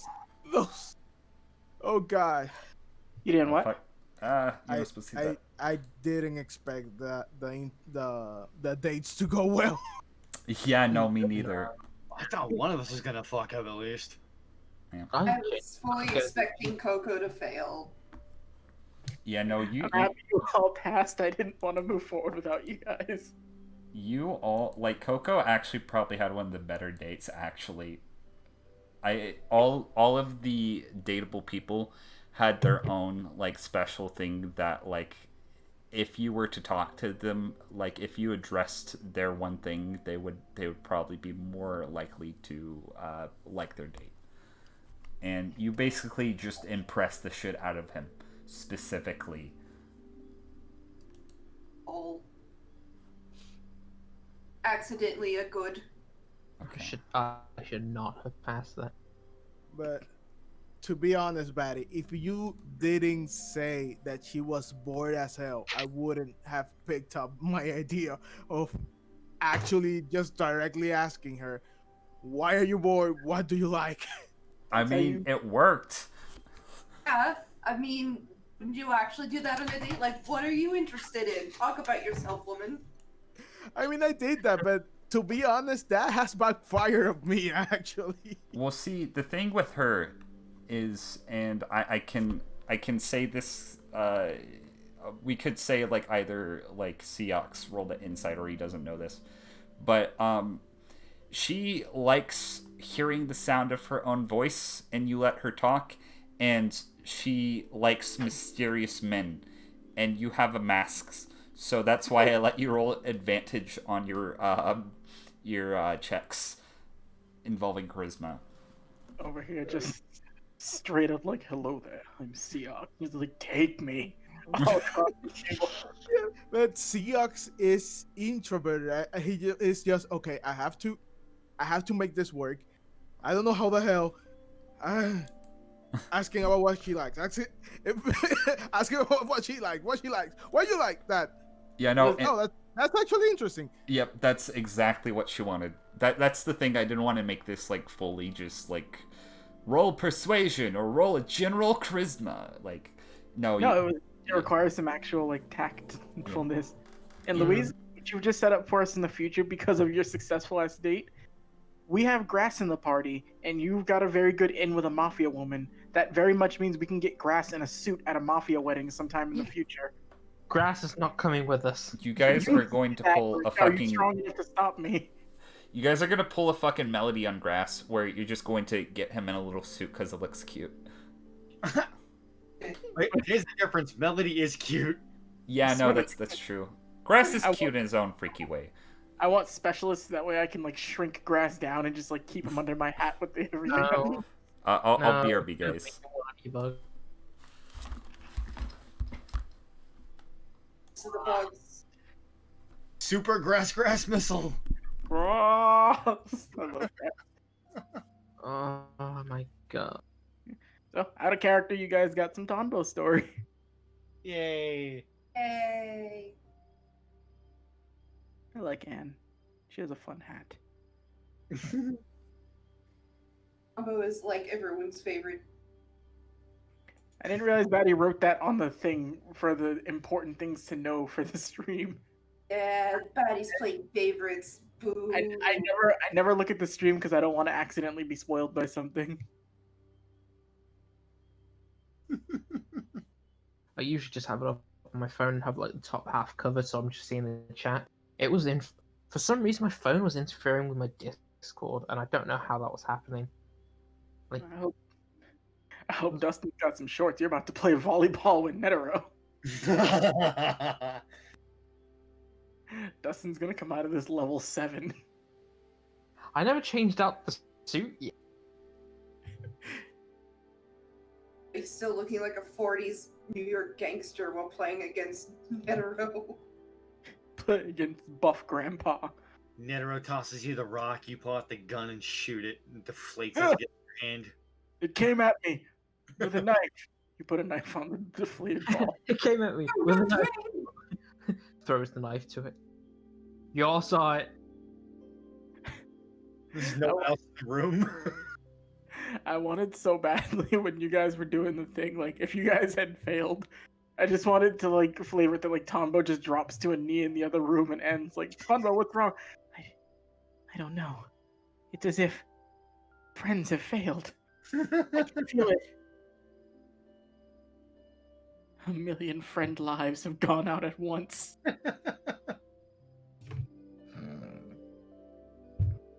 This is the force. If Oh, several yeah. friends cried out in I guess something like that would have happened if either of us will fall out of the building. Right? I'm a little pissed I auto passed because I think Tombo on a date would have been the funniest fucking thing. Yeah. That's kind of why I went ahead and just like put Courtney in a dress for you. You at least did that for me in spirit, Dan, and I appreciate Yes. it. But that means I couldn't. That means, oh shit. I could have had a bee under my hat and had him like, all right, you take it away, Barry. You like jazz? Shut up. No, fuck you. I could have not bee allowed to movie. bring that I'm here. in the bee outfit right now too. I could have bee movie this. I The thing is that I your came bee in at would the have worst been- time. Go, save yourself. Alternate AU Donbo B movies the date romances all 4 of them at once. Your bee would have had a great date. She would have been like, "You're okay," but the bee definitely goes on to the next part of the exam. Well, if the bee goes, I go. That's not how this works. The bee We're says it teaching works. the bee and It's the bee men. I'm being distracting. I apologize. This is alright. You're just saying curse shit without my permission, but go ahead, Cable. I said it's acceptable because he's adorable and can do no wrong. Let's see. His name's Grass. What? If he calls me Tonbo Batty, I might legitimately cry. did grass auto pass so we didn't have to see grass on a date? Grass auto pass because of things you will find out later potentially, but it also helps that he did not have to actually go on a date. We don't have an hour for him to like seductively lay those 2 adults down on the table. And just No, make Grass love will to them. just like suddenly a switch will go off and he'll suddenly turn into a stud. He just transforms into like Kenshin. Like, hello, that I am. Does the doctor do? Does the was it the? Oh god, the whole thing. Was that the Eddie Murphy movie where he turns suave? I think you're thinking of Like Urkel Professor. from Family Matters. It was the Stefan night Ortel. professor when he changes into the fucking. Nutty Professor. That's the one I was trying to. I will Is- crack Shellnart's exterior one day. We will be friends. No, you won't. Final friend boss. He's still on his phone. You're gonna have to take him off his fucking little tiny screen. What is it? Who is he texting? You don't know. Fucking millennial. Oh shit! I know how to. How does he know about that? I know how to get him off his phone, Batty. All Tonbo has to do is just get some douchey glasses and come in like, "Hey, Shellnart, it's your boy at Tonbo, the real _42. Ugh, I hate it already. Why don't you like and smash that subscribe button to being friends?" Okay, is everybody back? Yes. Totally not like you're signing this document saying you're going to be part of this cult. That's totally not the case. Luis, are you back or are you just muted? Hey, until Luis gets back, do you guys want to hear ASMR? Yes. Oh boy. Oh, That was good. Yeah. You're welcome. like you know, Patty, I do not want to be rude, but it's getting late where I'm at. I don't know how much longer you were planning this for. Yeah, no, it's going to start being closer to the end in a Yeah, I second. was gonna say we're probably wrapping up soon anyway. Yeah, Doing no. like the last bits of conversation, and then it's gonna get to a scene. Yeah, I'm back. Well, do you think we'll have more time to do these sessions on Fridays? If Yes, absolutely. Because I Okay. don't work. Sweet. Again, we don't have to give this a set schedule because it's 5 people, and scheduling it with 5 people is a fucking nightmare. But yeah, that for anybody watching the VODs or on stream, the reason why this one doesn't have a set schedule because there are actually 6 individuals. I just realized, counting myself, that we have to schedule around, and scheduling's a nightmare. So it's best that we just upload the VODs to YouTube and people can watch the VODs. But if you can catch it live, good for you. But so you're currently in the Hunter blimp. You're being escorted by a small green man with a bean-shaped head, coincidentally named Beans Dustin. And he is basically takes you to a room that is locked. He unlocks it, and he opens the door, and in you see a number of individuals, specifically 2 other than Beans. We will go over here now, drag your token onto this map area, if you so please.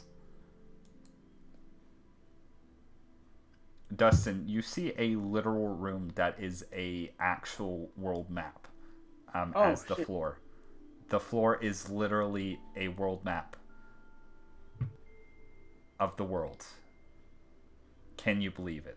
It's so fucking cool. Inside, you see 3 individuals. One is Beans, who came with you, so that makes sense. The other is what looks to be a very studious looking dog girl. She has like a human face, but her nose is very round and she has dog ears. It's very off-putting, but she has glasses and is wearing a kind of very modest dress. Netero, on the other hand, I don't know if you would recognize Netero. I guess you could roll a history check of sorts if you so choose. But basically you see a elderly man in very traditional sort of garb. You rolled a nat 1. You don't know who the fuck this person is. You finally found the chairman of the Hunter exam. It was Beans the entire time. But no, you see an elderly man in traditional dress with a very tied up ponytail balding on most of his head. Very crazy eyebrows that extend way off of his face. A pointed beard that curves in on itself, and 2 very extended down earlobes with piercings on them. And Beans is like, stand at attention. You're in front of Chairman Netero. And he like does the same thing with the confetti, but just with one hand this time, in the direction of Netero. You don't know where he's getting all this confetti, and it's like Netero's like, no, stop that. It's weird. I told you not to do that. Beans is like, oh, I'm sorry, sir. We have to clean that shit up every time. Hello, are you Dustin? Yes, that is me, sir. Hello. Okay, so my name is Netero. I'm the chairman of the Hunter Association, if you did not know. This is Cheetle. She's the head of our science division. Say hi, Cheetle. Cheetle's like, hi there. Yes. There has been recent events occurring that have been developing, and we've been having to clean them up, per se. There was a event that happened a number of years ago, 5 precisely, that may involve you. Where, by chance, did you get those very sharp, scary-looking teeth of yours? Oh, I'll pull out my watch and say, it was during an accident. I got scraped up by a few old bones, and this one was the one that dug deepest into the back of my leg. I think it was from this. Did it happen instantly over a small course of time? It happened over a short time. Just as I feared. Well, as you could probably tell, it's very unbecoming of a chairman to not be present for the first couple of phases of the Hunter exam. Usually I keep a watchful eye over it, but unfortunately this year I've had to help with cleanup in a certain region that I believe you have been yourself. More recently, there's been a strange phenomena that has happened in a radius encircling, and you kind of actually see on the map where the circle is drawn, encompassing the continent of part of the coast of Asuda, Sular, and Japan. People within this radius will randomly start developing animal-like characteristics. Not every everybody, but a select number of few. At first, it was very highly skilled nin users, and he points over to Cheadle. Cheadle, God bless her soul, was cursed with the hideous. It's like she's like, wait, what? I'm not hideous. It's like, oh no, it's fine, Cheadle. I'm explaining to the nice scary Dino Man. Anyways, this has been occurring for a while in very, very few amount of individuals. We've been able to keep it hidden for some time. We don't know the cause of it, and it basically, as I was saying, people develop random animal parts based on what animals they come into contact with. You got injected by some sort of dinosaur bone, if I'm correct. That is correct. Yes, it's very concerning and very, very confusing, and I still don't know what's going on. I got so mad I pulled all my hair out. That's a joke. I'm actually balding. Don't pay attention to that. But yes, no. It's anything else you could tell us about your experience, or? I mean, all I can really tell is what happened the day that this all started to me. It was I'll just relay the whole information like I did on the date. Okay. Very interesting. And he starts stroking his beard. Have you met any other individuals with these sort of attributes? I know it covers a large amount of land. Again, this only affects a select few number of people. Usually, ones that would be more likely to take the hunter exam. We, every year for the past 3 years, when we discovered this phenomena, we've been taking to. It's like he looks like he really wants to fucking tell you something, but he can't for whatever reason. Like he's holding back information on purpose. Like, have you seen anybody at this exam that matches that description? Having abnormal animal parts of sorts, or animal-esque additions to their person. Well, I'm not entirely sure, but there is maybe one person. Go on. The young girl, Coco, I think her name was. The one that with the red hair and the swirly glasses. She can transform her arm, but I'm not sure if that's what you're looking for. I haven't heard about transformation, but that does sound closer to what. He's gonna like think about it for a second. I don't know if it's similar to this situation or if it's just something she may have picked up how to do. I doubt it, because she wasn't registered as a. And he like starts to say something, and then Cheadle like freaks out, and then she like covers his mouth. He's like, oh, I'm sorry. I'm sorry. What? Oh, nothing. Don't worry about it. Going to roll a very bad deception check with disadvantage, because he just started to say it, and yeah, it's not good. Fuck. Let's see if Dustin gets any worse. Oh no, I've got a -1 in insight. 3. Oh! That's versus his roll, which I probably should have gave him better charisma, but he's Netero and he's kind of like weird, so that's all right. Yeah, no, you beat him actually. Oh my god! Damn, that was a bad roll. I understand you, Netero. I sympathize. He's purposely withholding information, and you're pretty sure it has everything to do with every supernatural or abnormal thing that you've seen during this exam, potentially your entire life. Sir, please. Tell me.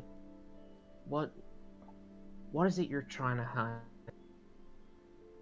Roll a persuasion check with disadvantage against the fucking chairman of the Hunter Association. Which has still a bad charisma. He does. He does, and yeah. Oh, well, he has a. Oh, he may have a good wisdom. Sorry. He has a good wisdom, but that's not the counter. Well, I guess it could be potentially, but I mean, if it is insight. let's see. It wouldn't be insight for this, but Oh. Persuasion. I'm gonna say that beats. It's alright, Cheadle. You'll find out eventually, anyways. He basically tells you what Nin is. In a similar vagueness to how Bisky told Tonbo. Ideally, you would learn about this after you took and passed the Hunter exam, and it would be sort of like, a whole other test would be discovering what Nin is and how to find Nin, and it's like a super secret thing that we don't tell you, but we're living in very strange times, I'm afraid, Dustin, and there are freaky animal people milling about, and it is concerning me greatly. Cheadle and a couple of other my trusted associates went to investigate early on, and because of this, they suffered the effects. Now, from what we can tell, they're non-harmful for the most part. It's very unusual. We still have absolutely no idea what's going on, and I'm afraid you haven't really helped us much in that department, but your consideration has been noted. And I believe what this is the act of some other Nin user. Some person who has a Nin that is able to manipulate the bodies of others within a specific radius. Now, the Nin user that could do this over hundreds of miles is much larger and much more dangerous than anything anybody's ever seen, and thus why I'm so concerned right now.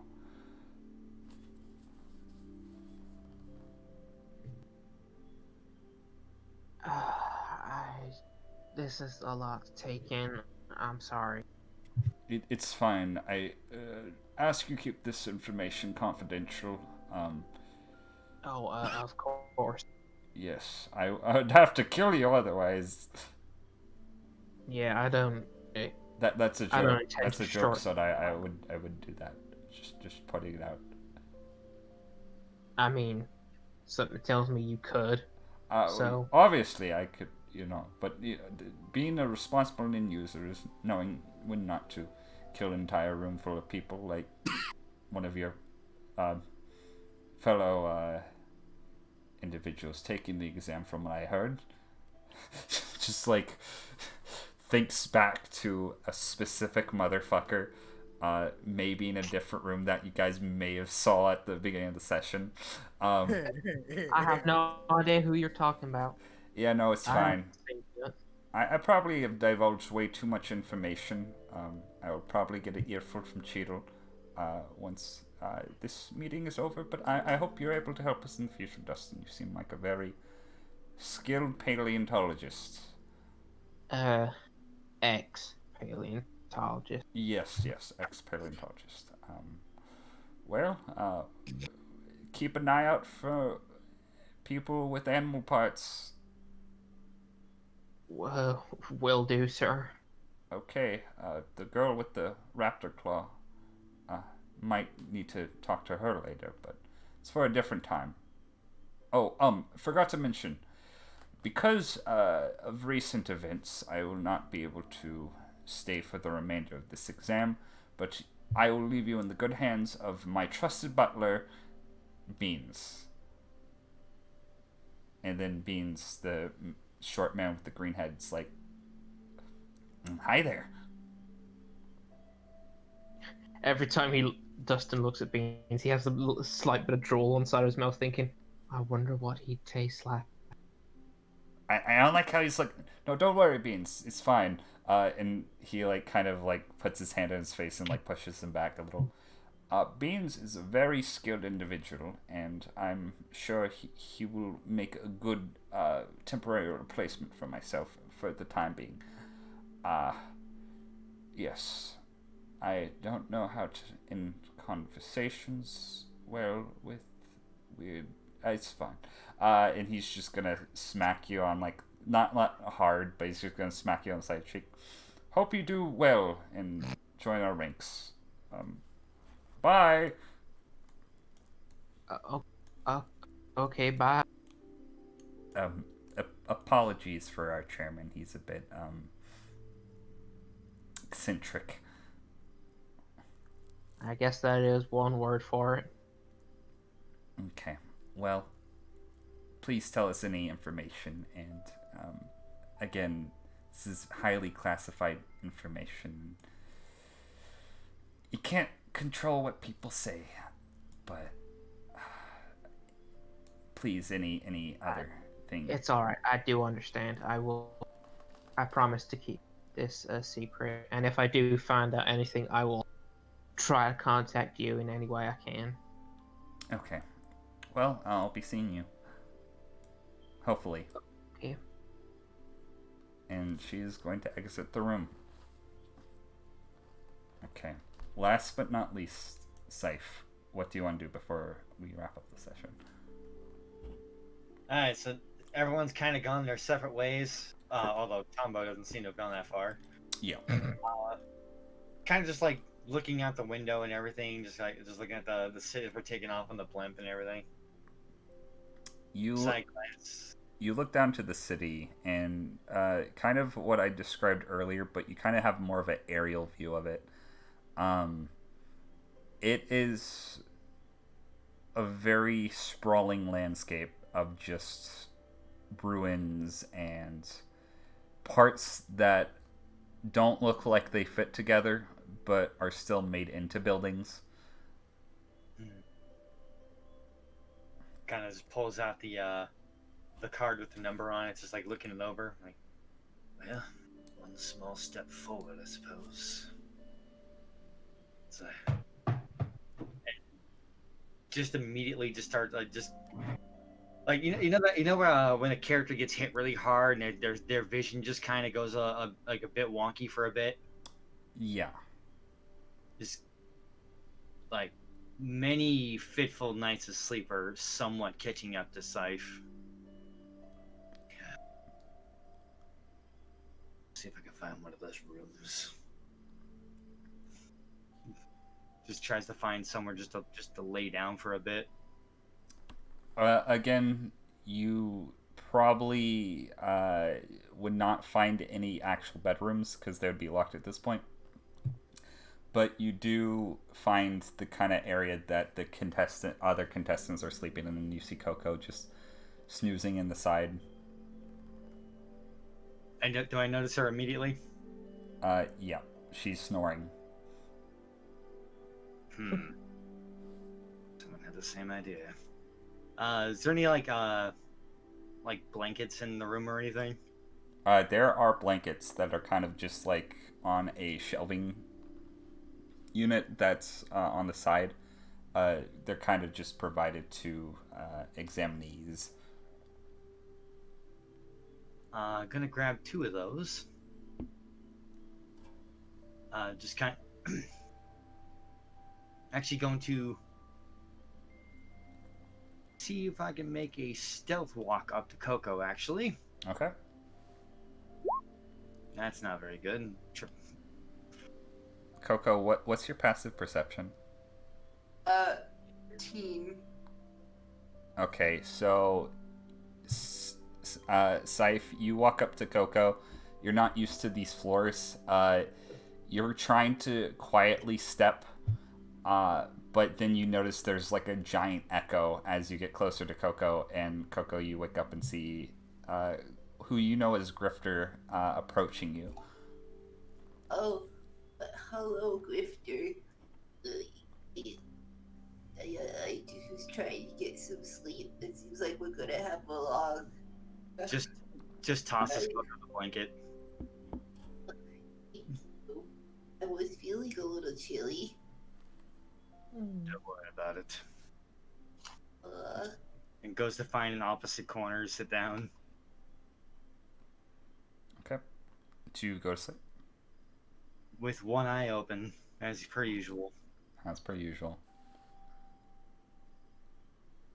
I want you to roll me just a general wisdom. Oh no. Ooh.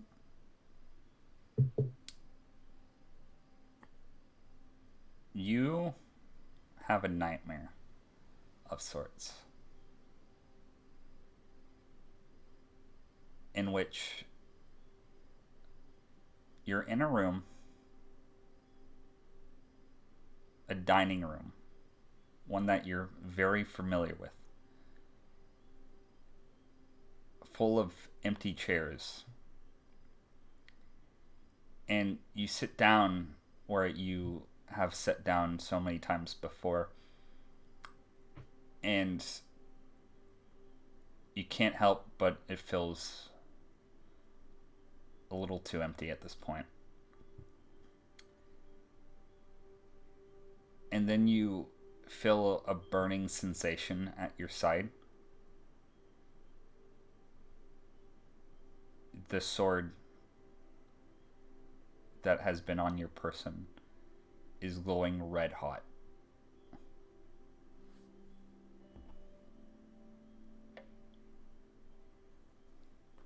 Do I have any sort of like am I able to like scream in the dream, or is it just like You can do so. the hell is wrong with this thing? Just throws it on the table. You do so, and it stops glowing, and you wake up the next day, and on your side you see singe marks, and that's where we're going to end the session. Ah! Okay. Oh.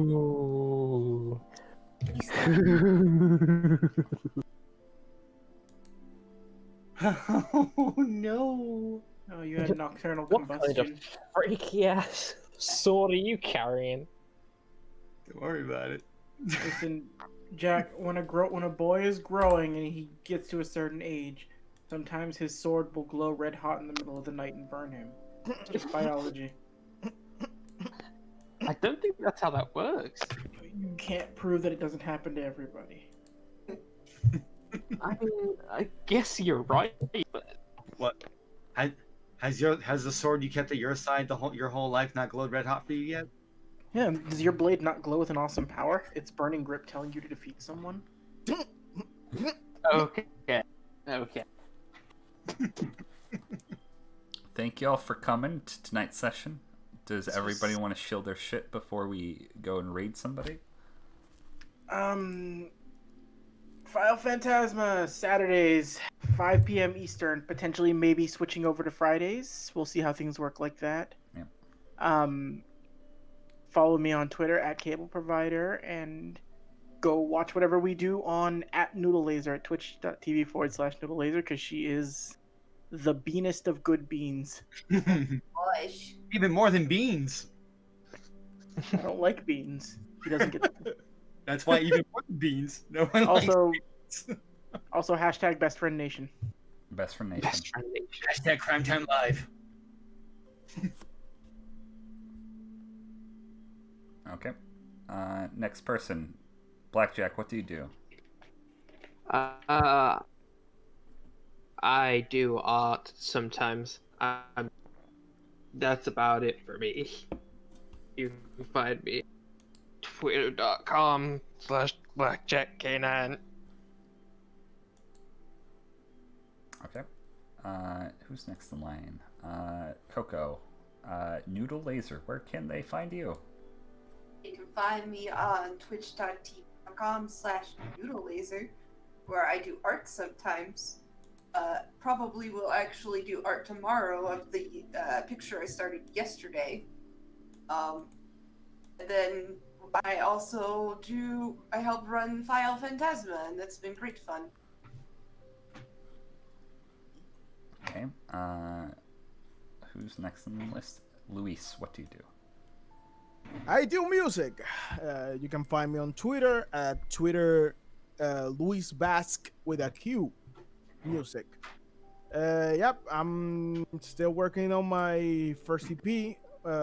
Next song it's based on Omnima from The Unexpectable. So I think I should have that for early next month. So yeah, that's it. Okay, finally, but last but not least, Mr. Daniel. I Ninja Dan's Funhouse on Twitter. It's at ninja_dans_fh. I draw whenever I can, and of course I play here and on Final Phantasma. And hey, hey everyone else, isn't there also a YouTube channel associated with these two individual games as well? There is. You can catch the VODs for both at this YouTube channel that I was literally going to post in the chat before you said that. Good segue. Good segue. Very good Catch segue. us on, or File Phantasma on YouTube. At that link. Where you know, we're kind of big shit right now. 2 viewers. Oh, hell yeah. Woo, I was one of the two. I was the other one. But that's beside the point. Jesus Christ. Yeah. This is a fun passion project that I am happy I get to run and happy I get to be a part of with you, Batty. Thank you so much for doing this. You're welcome. I'm Batty. You know where the fuck I am. We're gonna rate Connor because he has the least number of viewers out of everybody who's online right now. So, send him gay Batty noises. Don't get the screaming gay. Great! Okay. See y'all. See you. Ah, hair mouth. Ah, dead arm. Ah, everything's going wrong now. Oh boy. Boy. We did it. Let me